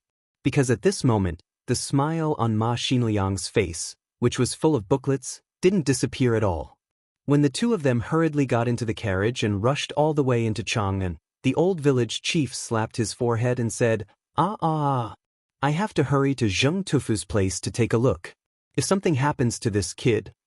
No, Shama, let's go to Zheng Tufu's place to help. Ma Xinliang was dumbfounded. Just as he was about to speak, he was interrupted by the old village chief's nagging. He said, No, we have to invite a few more people. Let's go together. Alright, Shama, do you know where Zheng Tufu is? About the banquet. In fact, Zhang Feng understood that this was because of the emperor's property. More importantly, it was because of the arms business. Yesterday, he just handed the matter over to Lao Li and the others. Last night, an imperial edict came and handed over the banquet to them. What did this mean? This meant that the emperor didn't want to owe him a favor. This made Zhang Feng very depressed. Was it so difficult for Lao Tzu to make him owe him a favor? However, it was useless to think too much at this time. Who was the emperor? How could that brain of his not know Zhang Feng's plan? Otherwise, wouldn't it be great to directly hand over an imperial edict to a first-rank official? However, just as Zhang Feng had guessed, the emperor was so smart that he would not see him before he solved the problem of the 5 surnames and 7 hopes. Just as the old man and Yushernan said, the higher one stood, the harder one fell. This is His Majesty protecting us from being noticed by others. He's protecting us. Zhang Feng didn't know whether he should thank Huang or curse this fatuous ruler for being blind. However, Zhang Feng only dared to think about these things in his heart. Even if he was given 100 guts, he wouldn't dare to do so. Feng Zi, why don't we join in the fun? Just take it as a farewell for me? At this moment, Li Qingxian's voice sounded from outside the door. Li Qingxian was still wearing a pure white robe. Although the weather wasn't hot, there was still a trace of coldness in the early morning. However, he was still waving his fan pretentiously. Little Cui, who was standing at the door, was mesmerized by him. Zhang Feng was so angry that he pulled little Cui's braid and said, "Wipe your saliva." Hearing this, Xiao Cui exclaimed and ran upstairs to find Zhang Yuyao with a blushing face. At this moment, Zhang Feng stared at Li Qingxian speechlessly and said, "When will you change your pretentious style? I'll call you brother, okay? Look at you, I'm wondering if I should open a fan stall." What the hell did you do to the atmosphere of the academy? Li Qingxian shrunk his neck and hurriedly put away his fan. He chuckled and entered Zhang Feng's villa. Minding his own business, he drank the cup of hot tea that the old village chief didn't drink just now and said, "Today, there are many high officials and noble people, as well as those beautiful young ladies from the capital, coming. I heard that they all know that although you have 3 daughters, you are unmarried, so they all want to see your peerless beauty. How about we go together?" Zhang Feng was a little confused. He pointed at his own nose and said, "Me? Just me?" However, the next moment, Zhang Feng looked around and asked, "Are you sure?" Li Qingxian rolled his eyes and chuckled. He didn't say anything. Tai Niu and the others are ready. Ma Zhou, Hao Chujun, and the others are also ready. They are practicing the dance under De Bing's guidance. They are ready to shine today. Zhang Feng took the fan from Li Qingxian's belt and knocked on Li Qingxian's head. He said, Instead of studying, you think about those useless things all day long? Although the girls are beautiful, what does that have to do with you? Today, this dean will naturally go, but you are leaving tomorrow. Don't you have to get along well with your brothers? This, Li Qingqian was instantly stunned. But under the signal of Zhang Feng's eyes, he suddenly turned his head and found that Jing Shu had quietly stood behind him with 2 bowls of steaming hot food in her hands. Li Qingqian was so scared that he hurriedly got up and maintained his poise. He straightened his body and said, "Greetings, mistress." Jing Shu's expressionless face instantly turned red. She looked at Zhang Feng with some panic. Seeing this, Zhang Feng waved his hand and said, "That's enough. Go back and pack up. When I come back tonight, I will give you a set of clothes to ensure your safety in Qiuzi." While they were talking, Zhang Feng got up and pushed Li Qingqian out of the room. When they were leaving, Zhang Feng glared at Li Qingqian and said with a face full of warning, "How dare you speak nonsense to Lao Tzu? Do you believe that Lao Tzu won't give you anything when you leave this time?" Chapter 16:12. Young master, are you going to the phosphate fertilizer factory? At this moment, Jing Shu asked indifferently and coldly. He actually started to eat and drink the steaming hot nutritious porridge without a care in the world. Zhang Feng's face stiffened. He coughed and said, "It's not a phosphate fertilizer factory. It's a big... I also heard that many daughters of rich families and all the young ladies in the city will go there to have a look."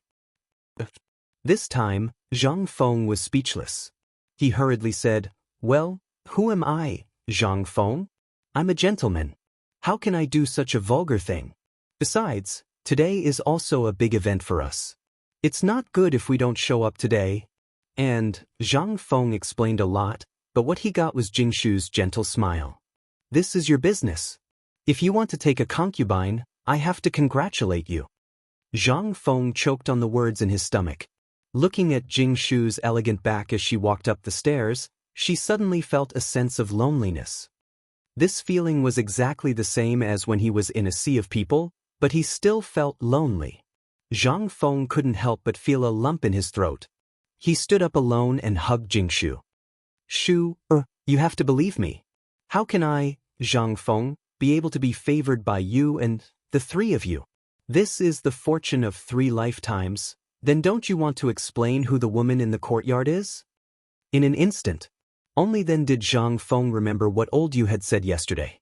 It seemed that the Zhang family's side relative in Phoenix Ridge, who was also his cousin, came to find him. At first, he thought that old Yu was using this as an excuse. But now he knew when he saw Jing Shu. He instantly felt that things might not be so simple. He hurriedly asked, "How did you know?" Jing Shu was carried into the bedroom by Zhang Feng. Then he held Jing Shu's shoulders and held her cheeks. No wonder Jing Shu didn't let him touch her last night. Zhang Yuyao also ignored him. At this time, Zhang Feng finally understood the whole story. Jing Shu struggled for a while and begged for mercy while panting. Then she looked into Zhang Feng's eyes. In an instant, a layer of mist appeared in her eyes and she said, "Yesterday, someone from my family came and said that a Miss Zhang came with your marriage certificate and said that she wanted to fulfill the marriage contract with you. Now, almost everyone knows about this." Buzz. Zhang Feng's head instantly exploded. Damn it. What did this mean? I just randomly made up an address, and I was accidentally given an identity. I'm very lucky that the whole family died in the mountain flood. But at this time, where the hell did this marriage contract come from? Zhang Feng was going crazy. He saw that there were 2 lines of tears in Jing Shu's eyes. Zhang Feng's heart melted. He hurriedly wiped Jing Shu's tears and said, "Okay, don't cry. Let's not cry, okay? I swear to God that I don't know anything about this marriage. If I remember a little, I will tell you clearly." "Oh right." Zhang Feng patted his forehead and pointed to the door. He said, "This may be the idea of those people. Do you remember the Qian Wanli incident? And the incident in the underground palace of Chang, and last time? Both times, it was your husband who exposed their schemes. Motherf *Ker, this group of people is really capable. They actually want to play such a vicious trick on us from the inside?" The more Zhang Feng thought about it, the more he felt that it was possible. At this time, the more he spoke, the angrier he became. Jingshu looked at him with a puzzled face. She asked in disbelief, "You really don't know about this?" Zhang Feng repeatedly waved his hand and said, "I swear to God, if I know about this, Zhang Feng, will meet God." Without waiting for him to finish, Jingshu's cold little hands blocked his mouth. She hurriedly pressed Zhang Feng into her arms and said, "I believe you, I believe you." "Young master, don't say any more." Zhang Feng was not going to accept it. There must be something fishy about this matter. Otherwise, damn it, how could there be such a coincidence? Today was the phosphate fertilizer factory banquet, and yesterday this thing happened? It was obvious that they were here to ruin his reputation. Truly, if this could be tolerated, what could be tolerated? "Shu, or you don't have to care about this matter anymore. If I don't get to the bottom of this matter, Zhang Feng, will write my name upside down." While speaking, Zhang Feng could not help but look up to the sky and sigh. Really, the tallest tree in the forest will be destroyed by the wind. Quick! Damn it, copy it. This is the Dean's golden words. My God! It's really wonderful. The tallest tree in the forest, the wind will destroy it. Beautiful. It's really too beautiful. Just after Zhang Feng finished sighing, Zhang Feng faintly heard a burst of whispers downstairs. Zhang Feng could not help but be dumbfounded. He was stunned for a while before he reacted. When he reacted and opened the door to take a look downstairs, he was instantly furious. He saw that downstairs were densely packed with groups of students. At this time, they were savoring the words that Zhang Feng had just said, and also crazily copying at the same time. Zhang Feng was so angry. He even had the intention to kill someone. He shouted angrily downstairs, "All of you, get the hell out of Lao Tzu's way. Sun Dishing. Remember Lao Tzu, every one of you here will be soaking in the lake for Lao Tzu tonight. Lao Tzu let you peek, let you get excited." Chapter 16:13. The matters of the banquet were all left to the people of Tonghui Fong. However, most of the matters were handled by Old He's wife, and Zhu Zi's parents. The old village chief, on the other hand, hurriedly got into the carriage and rushed out of the city. Although the carriage was expensive, the old village chief did not lack money because of the noise on the mountain. Moreover, this matter concerned the reputation of Tonghui Fong in the future. And this pig was the main dish of this banquet. If he was not sure that this pig really had no smell, why would he be in such a hurry? However, on the official road, the old village chief faintly heard the roar of the pig. He secretly laughed at himself. Now he was hallucinating, and in the hallucination, it was the sound of the pig. Oh my God! Is this King pig? Old Zheng, this thing you're pulling, is it a pig? At this moment, the old village chief only reacted when the driver of the carriage exclaimed. He opened the curtain of the carriage and looked outside. Instantly his eyes widened. At this moment, Zheng Tufu, his wife, and his son were all wearing brand new clothes. They were pulling a carriage, but there was a big fat pig in a cage on the carriage. Behind this carriage, there were several other carriages, and there was no end in sight. These carriages were all loaded with fat pigs that were whining and groaning. The people pulling the carriages were all wearing the uniforms of the county government. On the side, the old master of Chang and county government, Niu Weili, was pushing the carriage. His official hat was tilted to one side. Seeing the driver shouting, Zheng Tufu wiped the sweat on his face. Just as he was about to speak, he saw the old village chief. He said in surprise, "Oh, isn't this old son? What's the matter? Why are you still caring about the carriage?" How could the old village chief have the time to talk nonsense with him? He asked anxiously, "I'm asking you, these pigs, are they Feng Zi's toys?" Zheng Tufu wiped his sweat and proudly patted the carriage. "That's right, Old village chief, you didn't expect this, right? These 10 pigs are the first batch of piglets born on our mountain. They're not even a month old and they're already so big. Where did you go to find them? How could you find them? Let's not talk nonsense, okay? What time is it now? Who will be responsible if the banquet is delayed?" Niu Weili urged impatiently. When the old village chief heard this, he realized that this wasn't the time to brag. He quickly jumped off the carriage and gave the coachman some money. He said, "Brother, Please return to the city quickly. Tell Tong Hui Fong about this and ask them to help me. On the other side, outside the Tonghua Gate, Old Ho called out to the people in Tong Hui Fong to pick vegetables, chop firewood, and cook the braised food. Looking at the endless stream of people, he became even more anxious. The sun was slowly rising over the Taihang Mountains not far away from them. On the Dragon Head Mountain behind him, sounds of hammering could be heard faintly. Apart from a few large houses, there was only a large empty field in the entire phosphate fertilizer factory. There was also a small canal in the middle of the field and 2 large water troughs on both sides of the canal. No one knew what they were for. At the same time, the Ministry of Justice, the Ministry of Appointments, the Ministry of Works, the Ministry of Rights, the Ministry of Censorate, and other big shots had all arrived. They were sitting in a place that had been prepared beforehand. They were looking at a large water wheel that was slowly being set up in the valley not far away. Quick, quick, quick, quick, everyone move. In the midst of a loud roar, Chen Tinyu was sweating profusely as he hurried over. After looking around, he asked, "Old Ho, have you seen Feng Zi?" Old Ho's expression froze. "I didn't hear that Feng Zi was coming." Chin Chumo was surprised. He didn't say anything. He picked up the ladle, drank a large spoonful of water, and ran away in a hurry. Then, from the back of the mountain came a louder roar. Looking at these people, Old Ho became even more anxious. He didn't care about these things and couldn't manage them. The only thing he could manage today was to serve these officials a sumptuous meal at noon. That's right. But the key point was, until now, that pig was nowhere to be found. How could this not make him anxious? Without the pig, how could he cook? Compared to the anxiety of Old Ho and the others, that was Li Xiaogong.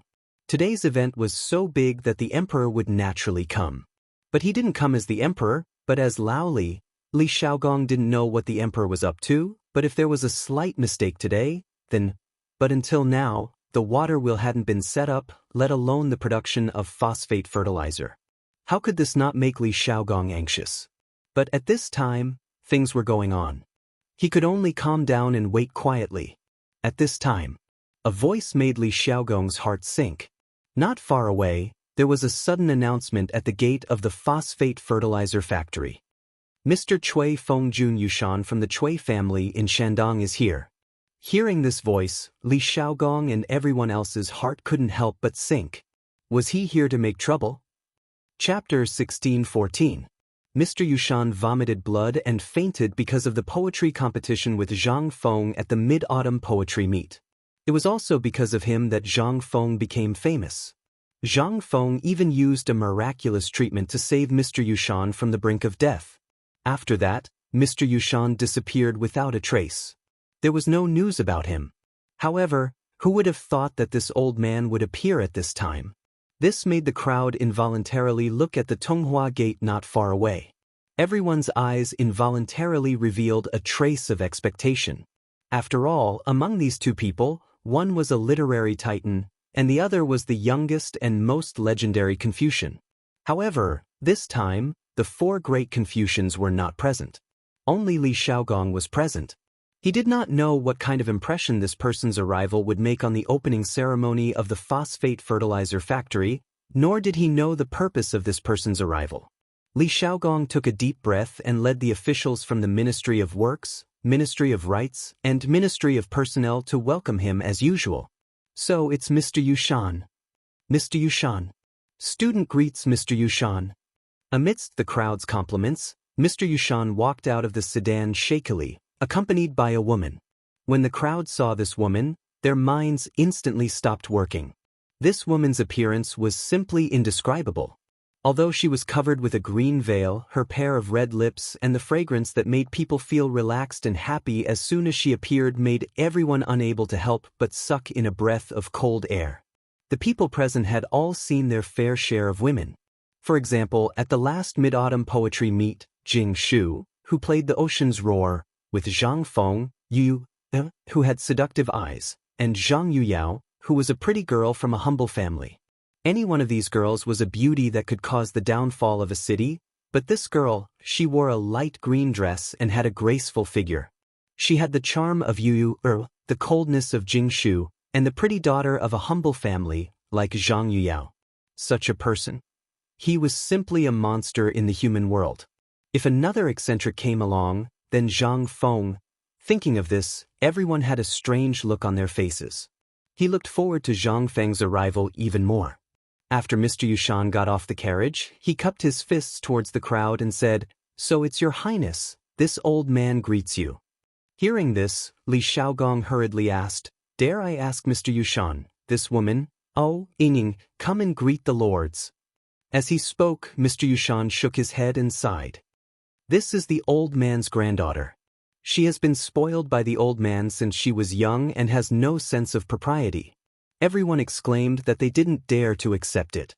Right at this moment, Cui Yingning hastily stepped forward and bowed respectfully. "My daughter, Cui Yingning, greets all of you." Li Xiaogong was stunned.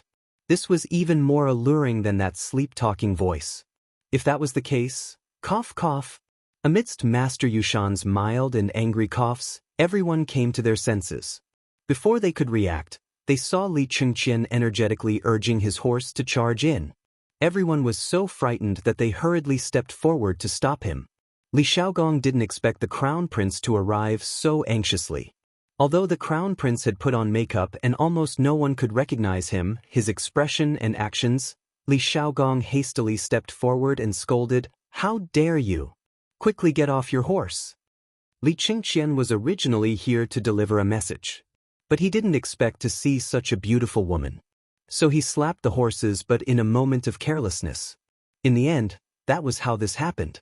Under Li Xiaogong's scolding, Li Chengqian finally reacted and tightened his grip on the horse's reins to stop it. Then he hurriedly got off his horse and apologized to Mr. Yushan. "I'm Li Chengqian. I didn't know it was Mr. Yushan and disturbed you. Please forgive me. You from White Deer College." Mr. Yushan ignored Li Chengqian. After all, Li Chengqian had put on makeup. Even if someone recognized him, they wouldn't dare to make a sound. At this moment, Li Chengqian hastily bowed and said elegantly, "I'm from White Deer College. My master is Mr. He Xian." Mr. Yushan asked. His eyes lit up.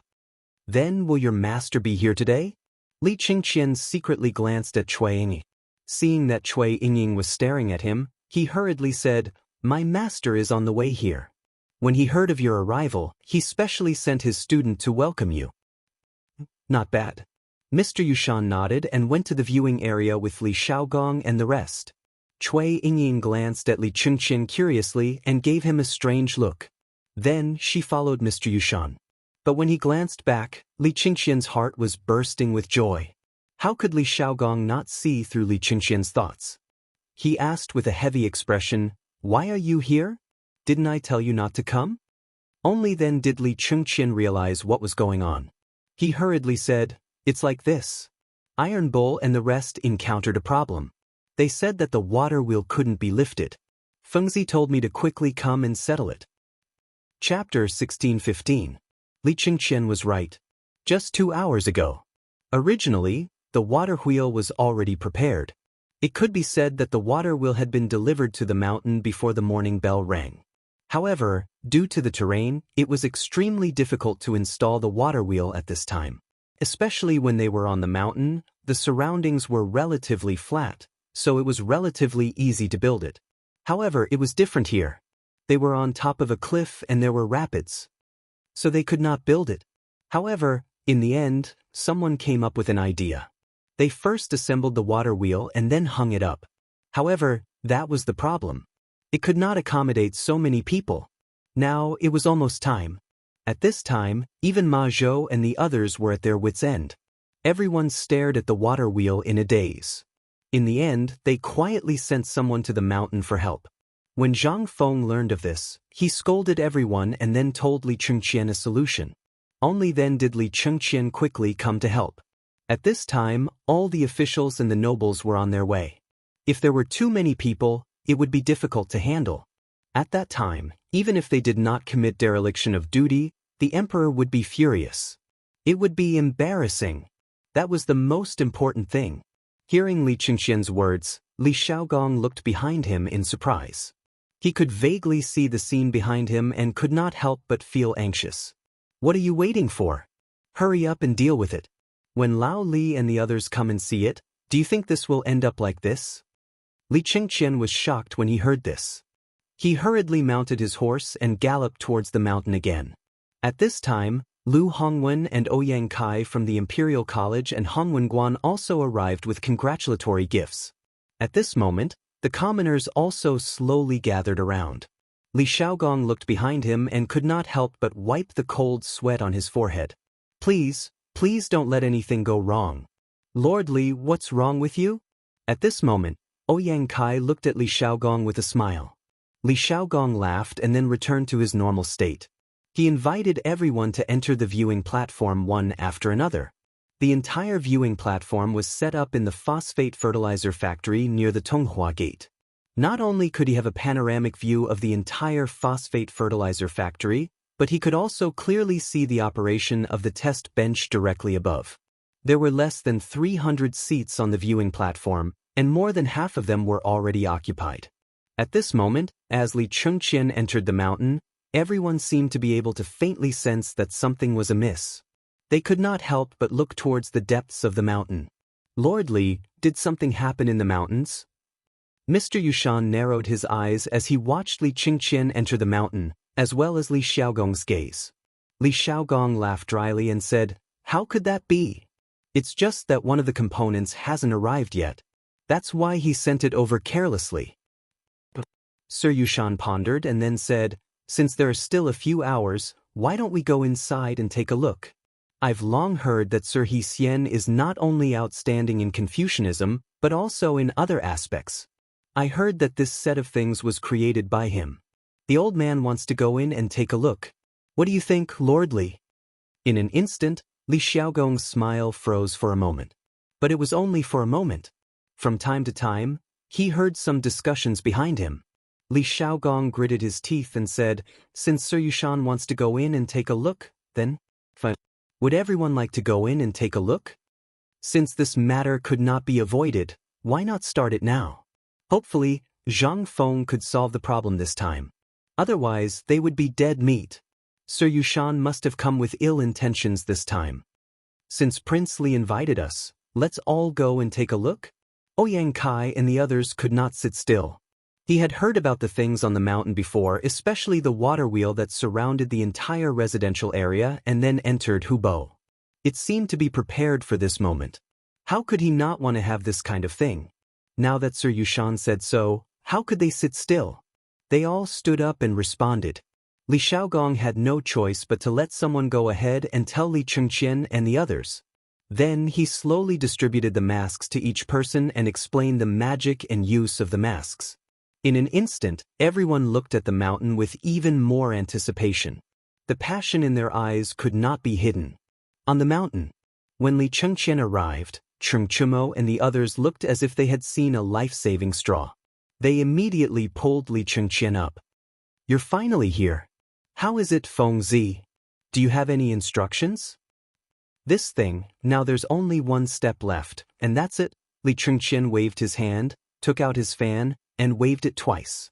Then he raised his head to look at the curtain directly above, as well as the 4 trembling wooden piles that had fallen into the water below the waterfall.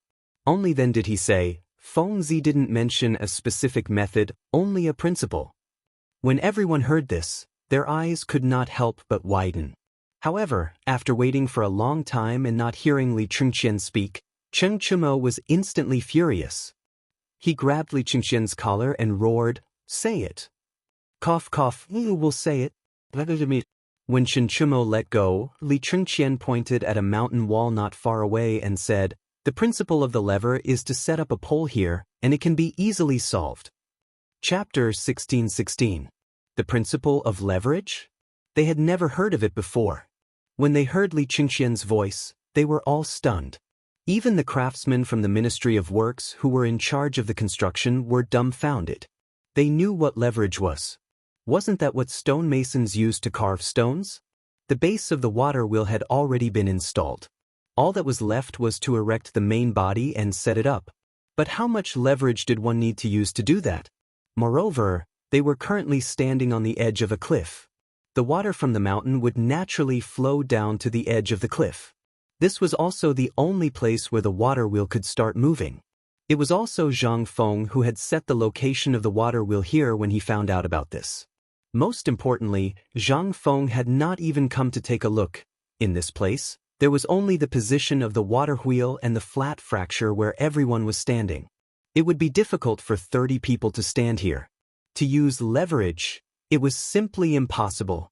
Li Qingqian's mind was filled with the image of the girl just now. He could not help but recall the smile she had just given him.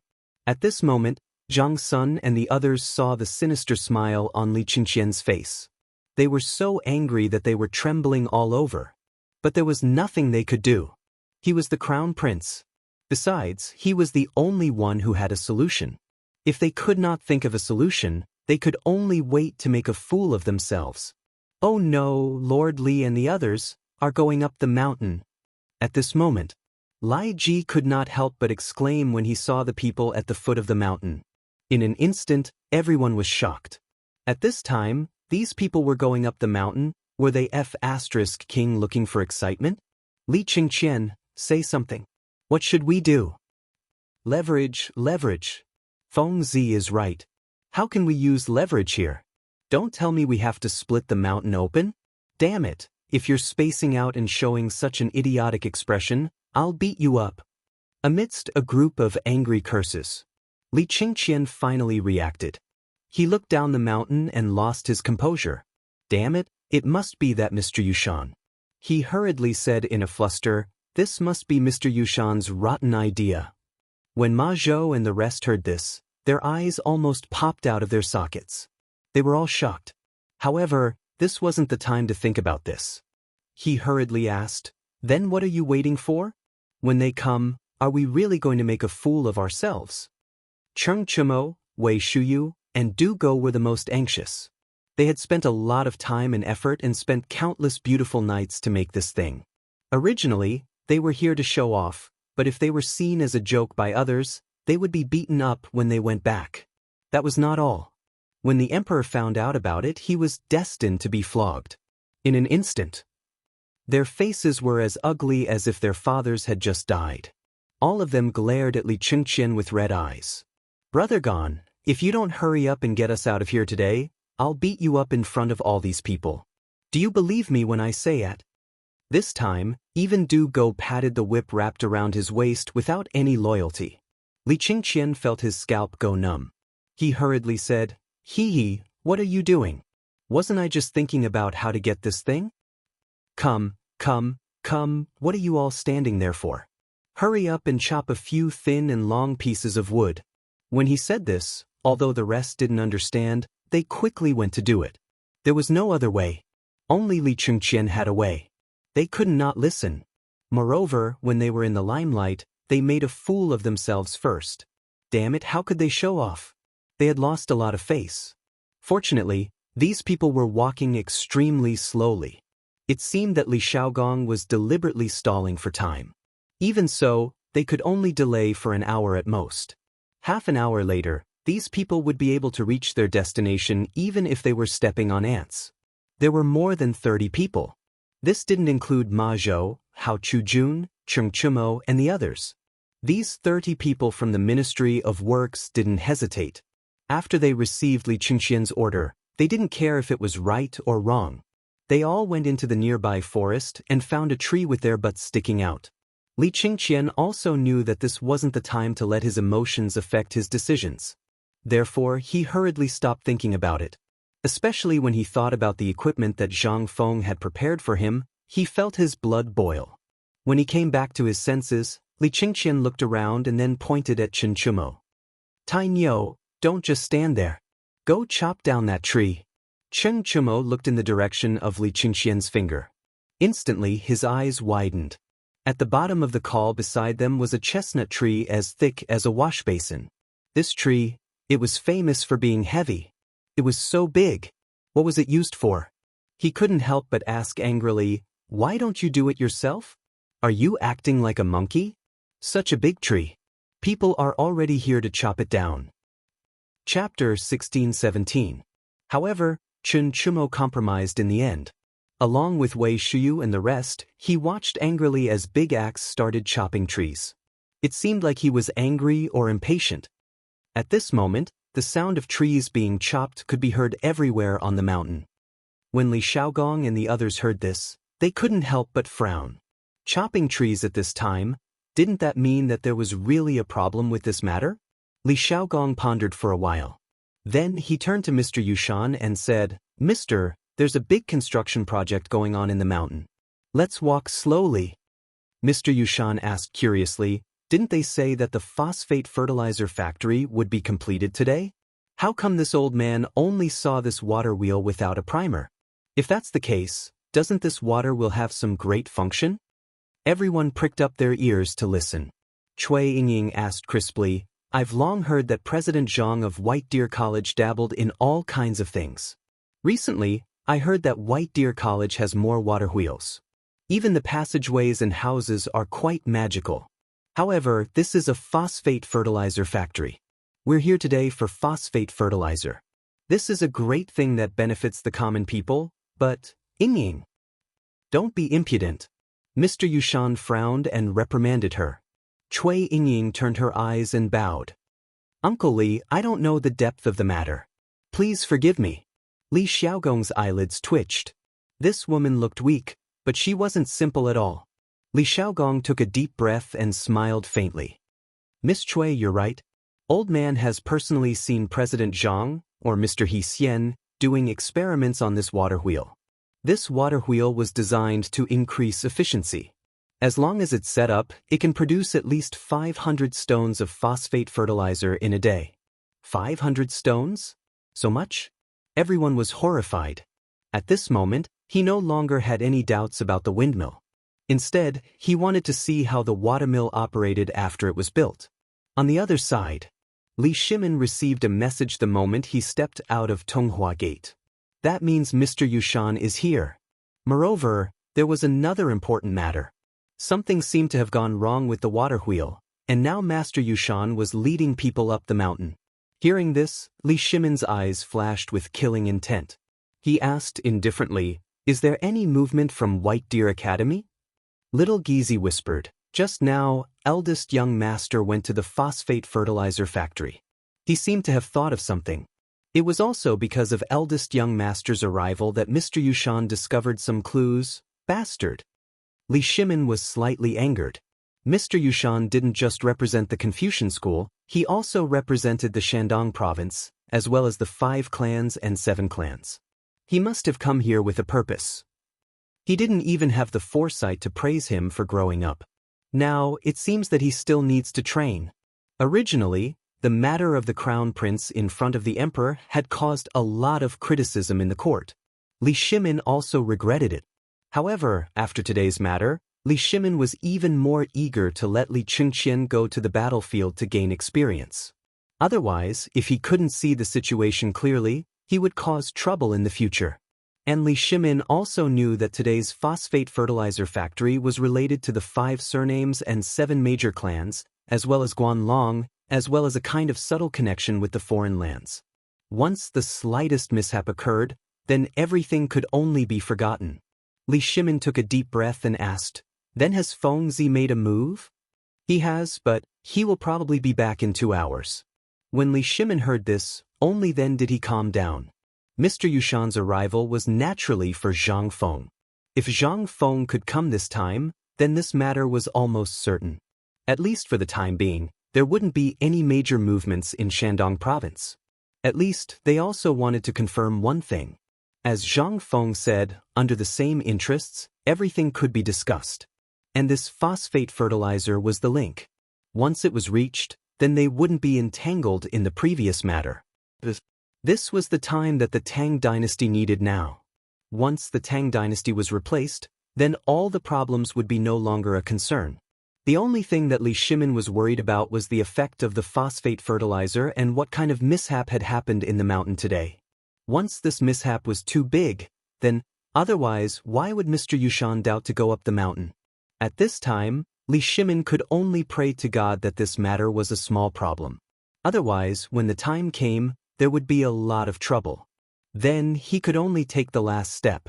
And now, the negotiations in Shenzhou were in a state of anxiety. And till he actually knew about the phosphate fertilizer from who knows where.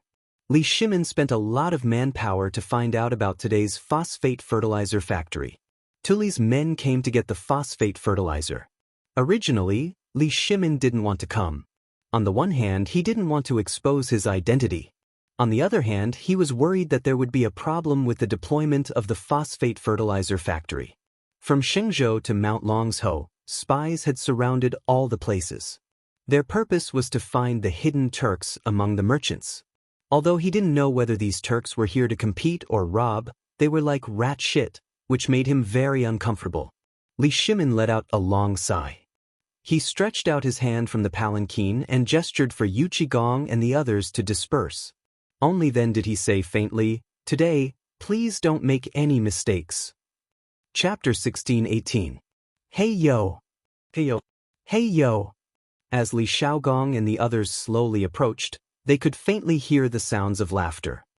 Faintly looking over, one could see that on both sides of the small stream that had fallen down, there were 4 or 5 strong men. They were balancing on both ends of the stream as they slowly lifted up a thick piece of wood. This scene couldn't help but make everyone extremely curious. At this time, why did they make such a thing here? And on this piece of wood, there was actually a long piece of wood hanging down in the center of this horizontal piece of wood.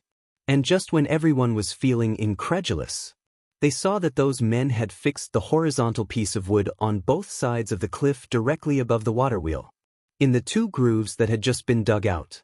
At this time, there were still people pointing at it. And below, someone was even connecting the pieces of wood with ropes, then hanging one end and tying the other side. This time, not only was Mr. Yushan stunned, the masters of the Ministry of Works and Li Shaogong were all stunned.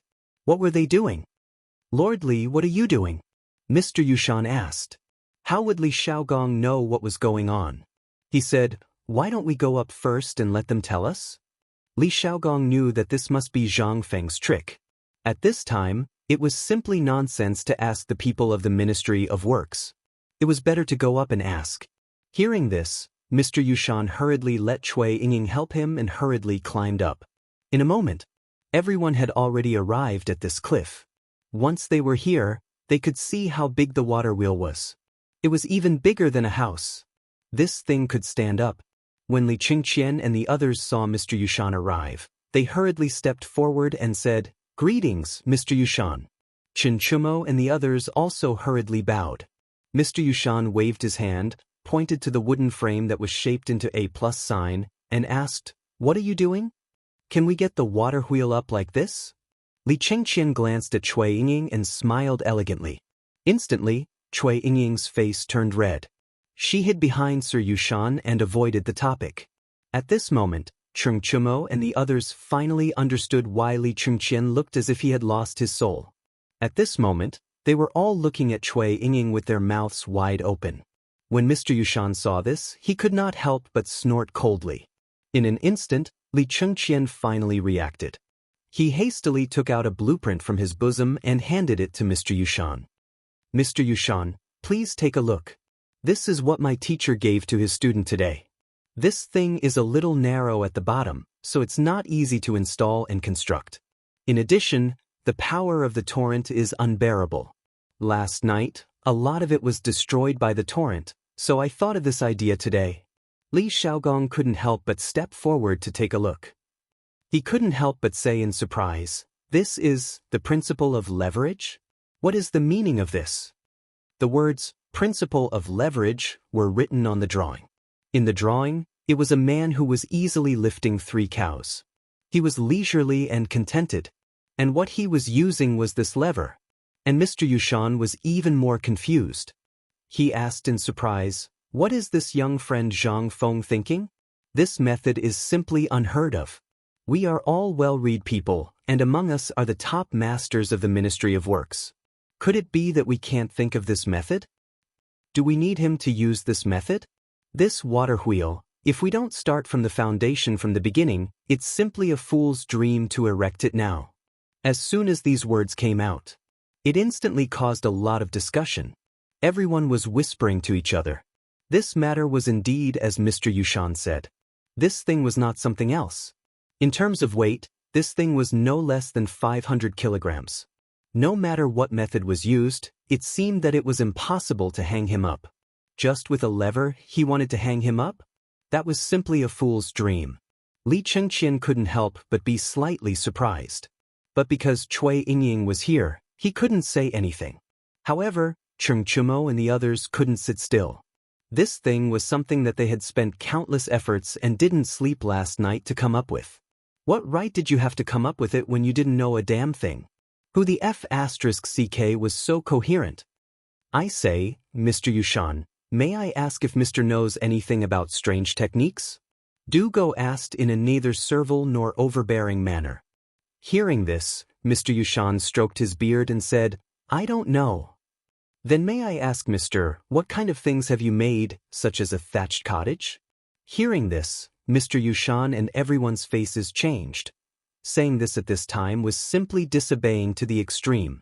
Li Shaogong couldn't help but scold, Tai Niu, for the sake of Din Zhangfeng, you and the others quickly shut up.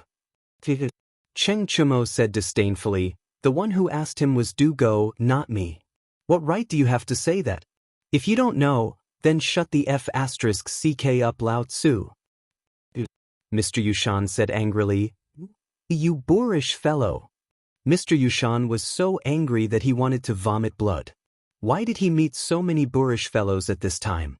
In his opinion, the people in White Deer College should be some capable people. But he didn't expect to meet such boorish people.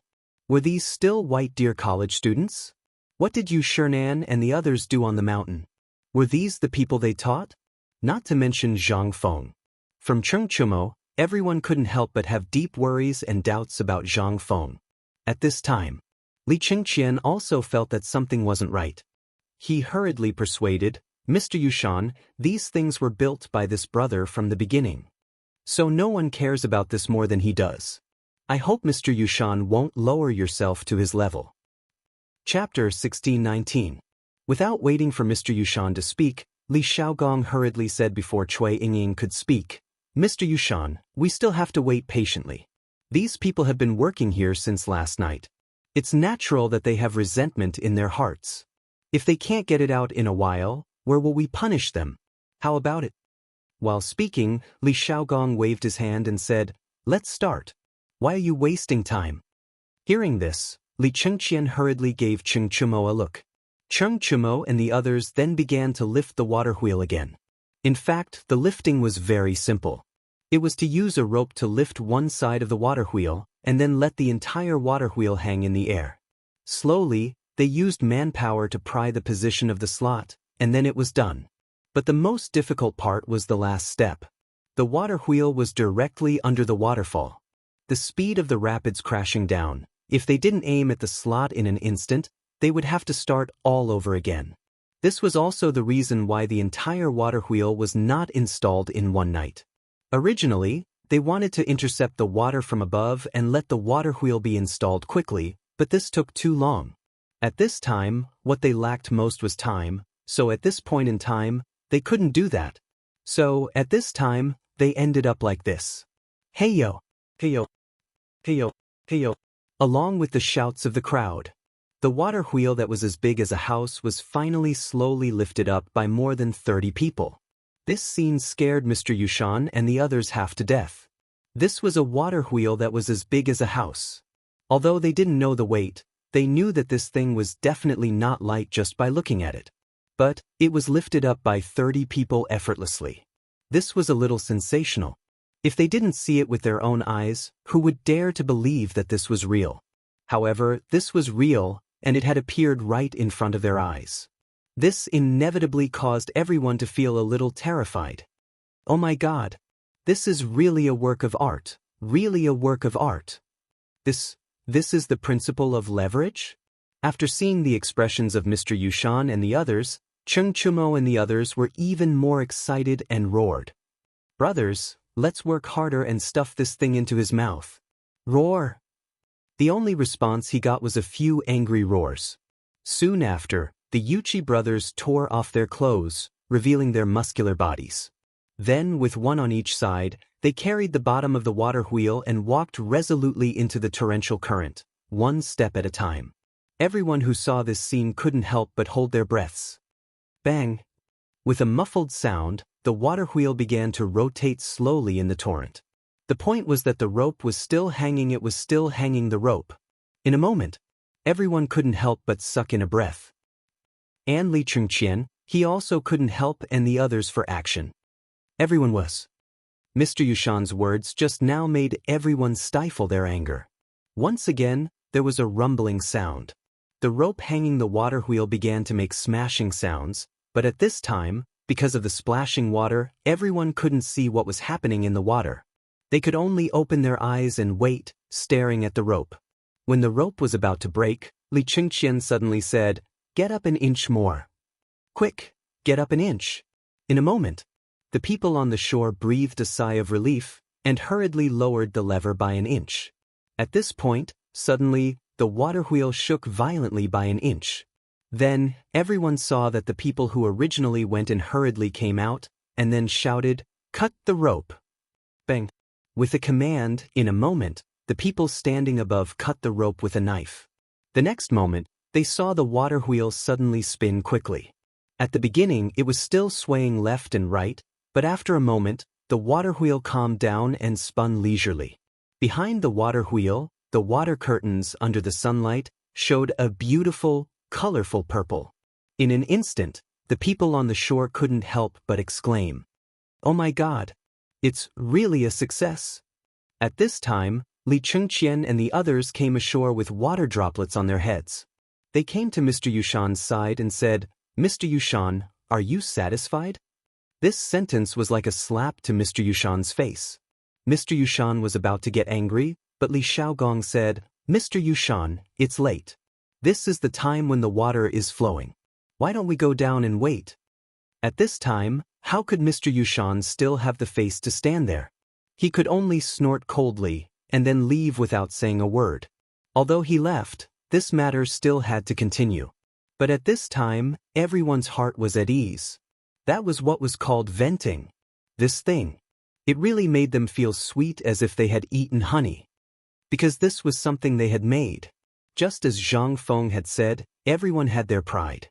They could lose anything, but they could not lose their pride. Chapter 16:20.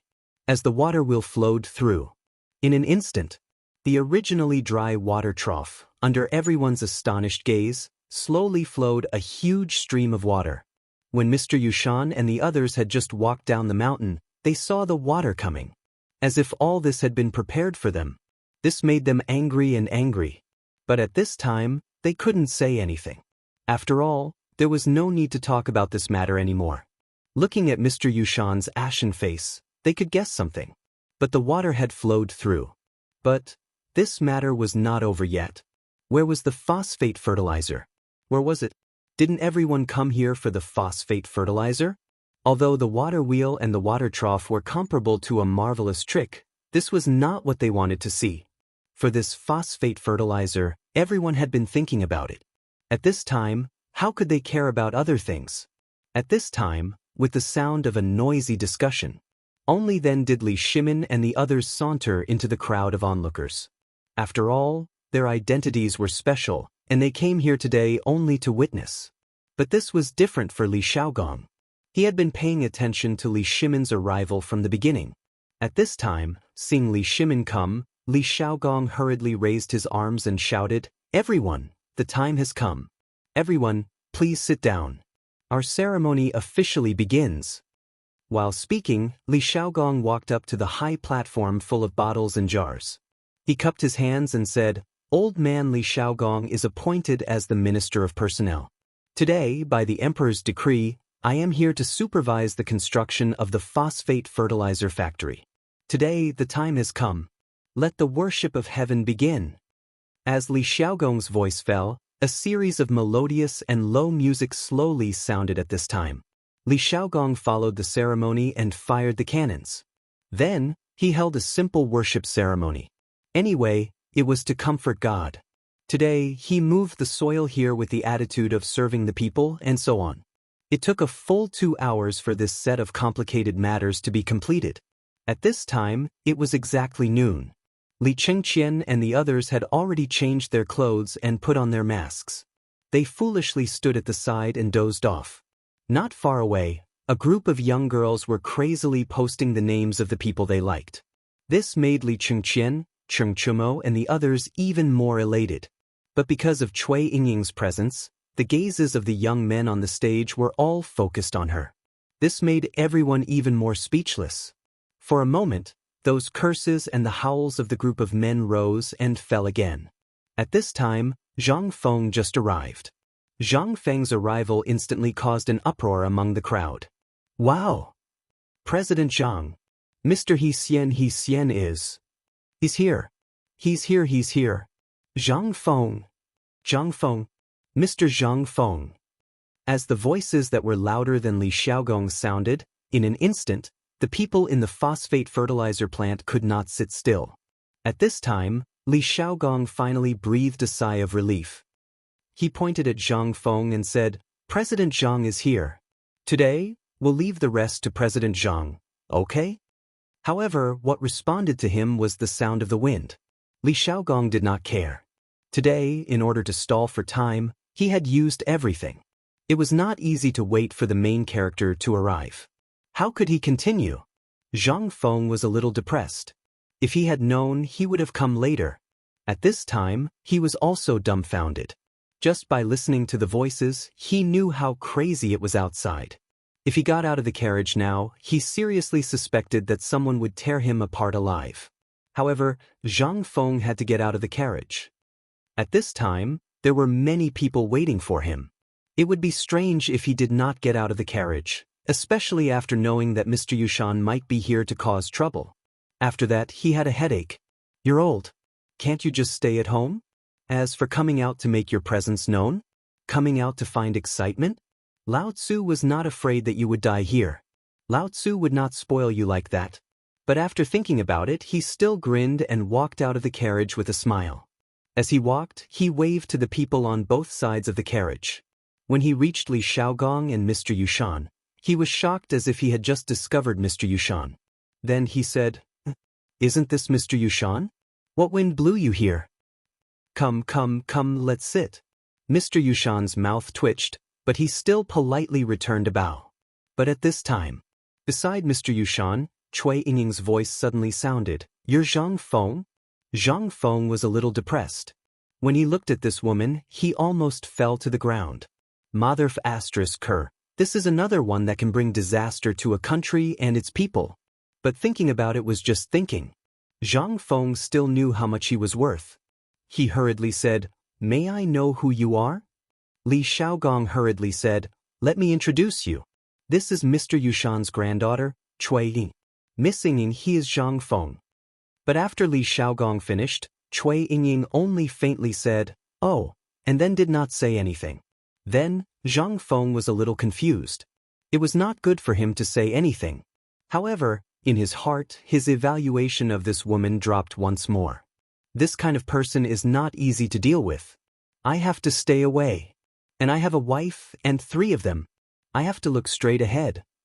Chapter 1621. Neha, Zhang Feng, we're all waiting for you. Why did you come so late? Li Xiaogong hurriedly tried to smooth things over. Only then did he manage to find a way out for Zhang Feng. Zhang Feng's eyes flashed, then he slapped his forehead and said, Oh, Lord Li, look at my memory. I just prepared some teaching materials at the academy, so I forgot. Please forgive me. Although no one understood what Zhang Feng was talking about, they all thought that Zhang Feng was doing something for the students of the academy.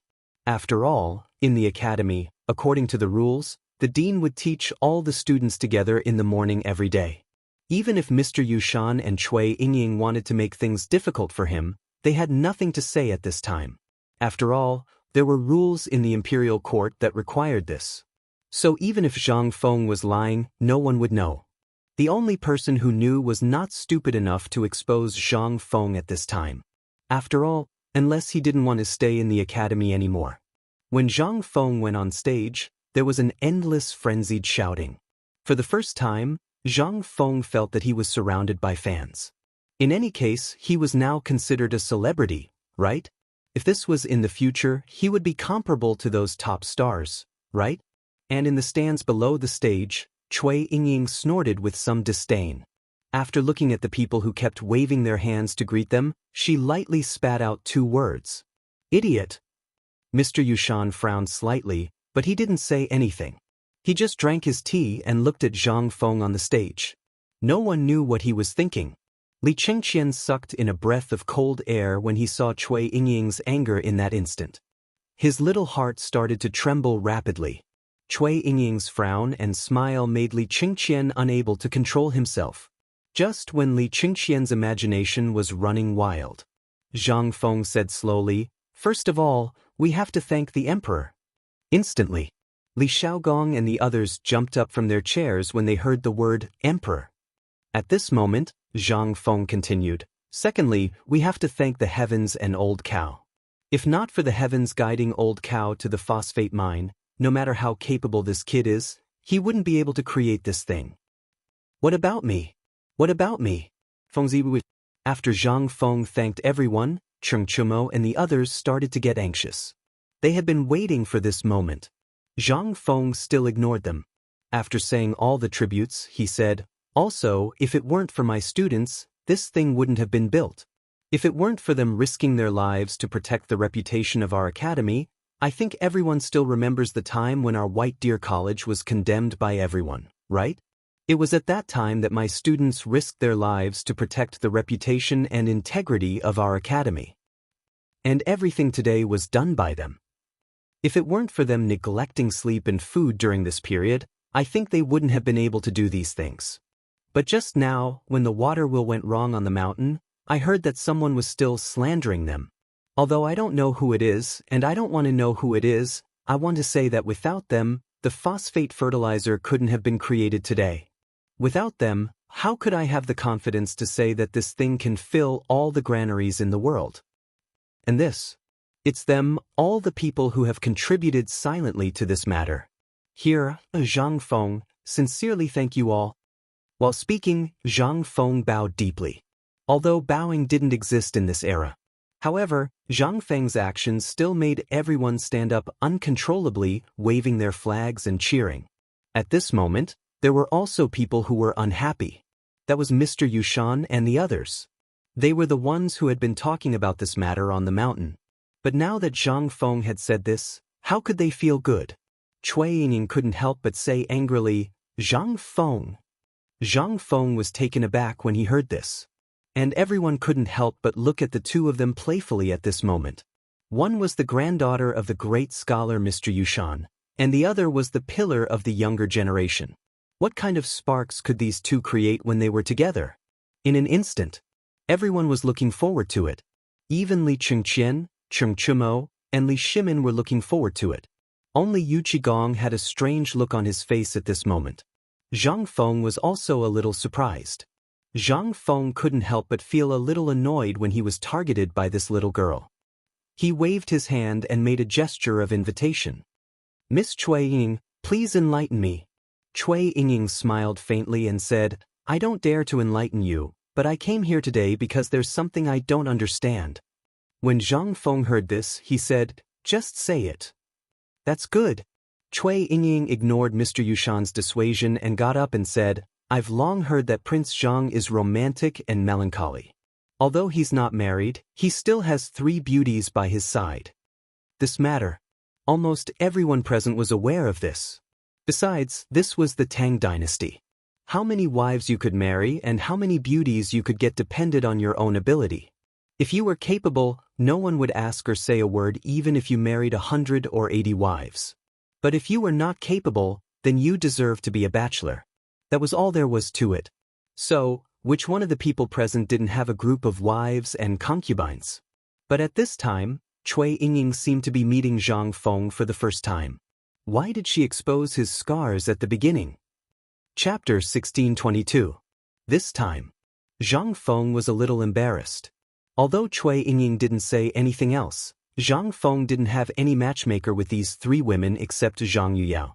However, they were mixed together and only Zhang Feng knew it. He even had sex with two of them. Although he didn't have any relationship with Zhang Yuyao and Zhang Yuyao had already complained, Zhang Feng didn't dare to cross the red line because of the matchmaker's words. As for Jing Shu, it was completely known to the world. So even if there was no matchmaker's words and they had sex, Zhang Feng was thick-skinned and didn't care. But at this time, being pointed out, Zhang Feng also knew that he was somewhat in the wrong. His face couldn't help but redden a little. As for Yu Zhang Feng was really impulsive, but this was also the most troublesome thing for Zhang Feng. At this time, when Cui Yingying said this, Zhang Feng couldn't help but be vigilant. Cui Yingying was from the Shandong clan, and Shandong and Jiangnan. Thinking of this, Zhang Feng was almost certain that he had guessed something. At this time, Cui Yingying's face was gloomy to the extreme. Who couldn't see that at this time? Involuntarily, everyone's heart thumped. This guy, could it be that he had sex with Mr. Yushan's granddaughter? But everyone was sure that these two people met for the first time. What did this mean? They couldn't help but feel a little scared. This time, it became fun. And the hearts of Li Chengqian and others were instantly broken to the ground. They couldn't help but curse in their hearts. Mother ***, why did every beautiful woman he met have an affair with Zhang Feng? How the ***ck are they going to let me live? The point was, damn, everyone dared to bet that this was the first time that Zhang Feng and this person met. How did it become this? Zhang Feng didn't feel good either. At this time, his bottom line was exposed. It was too damn embarrassing. Zhang Feng couldn't help coughing and said, "Miss, if there's anything, please say it directly. Today is the opening day of the phosphate fertilizer factory. If there's anything else, I hope that after the ceremony is over, I will definitely give you an explanation in front of everyone. How about it?" Yingying. At this time, Mr. Yushan was also embarrassed.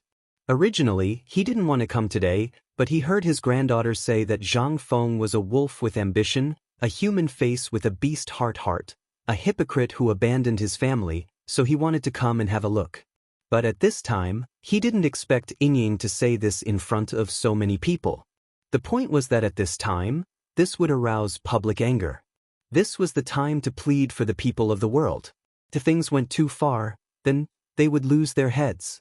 At this moment, how could Mr. Yushan not see that if this continued, something bad would happen? Because at this time, Li Xiaogong and those station soldiers still stood up. Seeing Mr. Yushan's reprimand, Cui Yingying said unjustly, "Since that's the case, I will let you go for today. Wait until the ceremony is over." Zhang Feng chuckled. Then he looked deeply at Cui Yingying and Mr. Yushan. Then he waved his hand and said, "Everyone. Now, let the ceremony continue. Now, let's invite my student to personally start the phosphate fertilizer production experiment." But at this time, Cui Yingying stopped him again. Even if Zhang Feng had a good temper, he couldn't help but be angry at this time. "Miss, what do you want this time?" "Miss Cui, old man doesn't care what grudges you have with Zhang Feng, but please understand that this is the phosphate fertilizer production ceremony that His Majesty personally organized. For Mr. Yushan's face, old man won't lower himself to your level. But if you continue to be like this and miss the time, then old man will have to ask you to leave temporarily." Li Xiaogong was also a little angry. At this time, his voice was a little cold. Hearing this, Mr. Yushan was also a little angry. "Yingying, back down. Don't be rude." Cui Yingying, on the other hand, stared at Zhang Feng as if she had a one-track mind. Zhang Feng waved his hand and laughed in anger. He said, "Lord Li, don't be impatient. Miss, if you have something to say, just say it in one breath. I don't have time, and I don't have the time." Without waiting for Zhang Feng to finish, Cui Yingying stepped forward. She walked to Zhang Feng's side. Smelling that enchanting fragrance, Zhang Feng was a little surprised, but he still restrained his temper and made way for her. He probably knew why this woman came here. Therefore, this woman didn't wait for the ceremony to end. Zhang Feng also wanted to see what kind of trouble she was going to stir up. Cui Yingying said, "Everyone knows that Zhang Feng has made a lot of good things, a lot of amazing things, but have you seen it with your own eyes?" My daughter once found out by chance that this Zhang Feng is from Liang Province's Phoenix Ridge, and a year ago, this boy was still a stubborn young master, wandering around aimlessly all day. But I don't know the reason why he could actually learn so many strange and dirty tricks in just a year's time. Don't tell me that everyone has never had doubts? As soon as these words came out, everyone was shocked. At this time, even Li Shimin's face gradually darkened. Cheng Yaojin was so angry that his beard was trembling. Damn it, Lao Tzu has had enough. Second master, I'm going to take this little girl down. Chapter 1623. In the end, Li Shimin managed to hold himself back. He also wanted to know what kind of grudge Zhang Feng had with this woman that she dared to speak so boldly. At this moment, he was even thinking about other things, such as whether this matter was related to Shandong. He had already given the order that no one was to investigate Zhang Feng. But at this time, this woman's words gave Li Shimin a bad feeling. It seemed like this person knew Zhang Feng's past very well. Li Shimin also wanted to see what Zhang Feng would say. Moreover, if Cheng Yaojin was recognized by this woman, all their previous efforts would be in vain. Therefore, Li Shimin still blocked Cheng Yaojin and said, "Wait." Second master. Li Shimin ignored Cheng Yaojin. Instead, he raised his head and looked at the sun that was gradually rising above his head. Although it was already autumn, the noon sun was really too bright for people to look directly at. Moreover, everyone was wearing the thick clothes they had in the morning. It would be strange if they didn't feel hot with the sun shining so brightly. At this moment, Cui Yingning disregarded the dissuasion and said, "I've long heard that this phosphate fertilizer experiment was single-handedly developed by Prince Zhang. Let's invite Prince Zhang to experiment with it. Then we'll know whether this thing is the work of this so-called Prince Zhang, President Zhang. Of course, we'll also know whether this person is the stubborn young master of Phoenix Ridge." Wow! Instantly, everyone was in an uproar. Many women even began to curse loudly. Some even knelt on the ground and begged Zhang Feng to hurry up and get rid of this woman. Hearing her say that, Li Shaogong, who originally wanted to get rid of her, had a playful look in his eyes. He glanced at Zhang Feng and said, "President Zhang, this matter, then let's listen to her." Tai Niu, Li Gan, quickly set up the experiment equipment. This time, the experimental utensils were not the same as the ones from before. At this time, they were all replaced with glazed ceramic vessels that were several sizes larger. In order to enhance their usability and durability, these vessels were inlaid with layers of copper inlaid decorations, as well as a layer of protective equipment wrapped with iron wires. Looking at it this way, it somewhat resembled the large cauldrons of ancient times, and also somewhat resembled the ceramic pieces placed in the house. With a wave of Zhang Feng's hand, dozens of people placed the prepared experimental utensils in fixed positions using levers. After that, Cheng Chumo, Ma Zhou, and the others connected the experimental utensils one by one with rubber tubes, and directly melted the rubber that was melted by the levers at the joints. Increase his airtightness. They did not know how many times they had prepared this kind of experiment on the mountain, just for today, to show off here. Just now, Feng Zi had already said that these things were made by them. Although Cui Yingning was a bit difficult, at this time, everyone was quick and efficient, so everyone nodded their heads. These things, if he did not get used to it day by day, who the hell could be so proficient in it? When everything was ready, and Zhang Feng also put on a mask and gloves, Cui Yingning jumped out once, making people want to curse her mother. Wait! This time, Cheng Chumo's hair finally blew up. He stared with a pair of bull-like eyes and said, "Sister, that's enough. Feng Zi is good-tempered and will not argue with you, but these brothers of his are not cowards. If you dare to talk nonsense again, don't blame Lao Tzu for loosening your bones today." Zhang Feng frowned slightly, knowing that today's matter was a bit out of hand. Moreover, he did not know the purpose of this woman's visit, so he waved his hand and said, "Tai Niu, back off." But look at her. Zhang Feng frowned slightly and said word by word, "Back off." Hearing this, Cheng Chumo retreated unhappily. Zhang Feng looked at Cui Yingning calmly and said, "Cui Yingning, tell me, what do you want?" "It's not that I want to do anything, but these are things that you have prepared beforehand." So, if you want to prove yourself, then in front of everyone, show us something that we've never seen before, something that we're all familiar with. How's that? If you do it? Zhang Feng smiled faintly. He thought that this little girl was going to play some tricks, so this was it? When Cheng Chumo and the others heard this, they could not help but jeer. If you lose in front of everyone today, how about you marry our dean and become his maid? Dugo also added oil to the fire. No, this maid is a bit too much. After all, she is a girl of the Cui family, and also Mr. Yushan's granddaughter. We have to be careful of Mr. Yushan's face. At this time, everyone's expression became strange as they looked at Mr. Yushan. Mr. Yushan was also slightly shocked. Especially since he had been in contact with Zhang Feng, naturally he had some understanding of Zhang Feng. Such a bet. It was really unacceptable. He hurriedly dissuaded. But Cheng Chumo and the others continued to fan the flames. No matter how Zhang Feng persuaded, it was useless. Li Xiaogong even chatted with the Ministry of Works, the Ministry of Rights, and the Hongwen Guan Imperial College. Just now, Mr. Yushan and Cui Yingying were really a bit too arrogant. At this time, to let her suffer and be defeated, everyone was somewhat eager. Seeing everyone like this, Cui Yingying also became angry. She shouted, "Okay. Today Cui Yingying will bet. If you lose, what will you do?" Zhang Feng also became angry and asked back, "What do you want?" Hearing this, Cui Yingying seemed to see that Zhang Feng had fallen into her trap. She seriously flashed a trace of hatred. "I want you to be a eunuch." Hiss,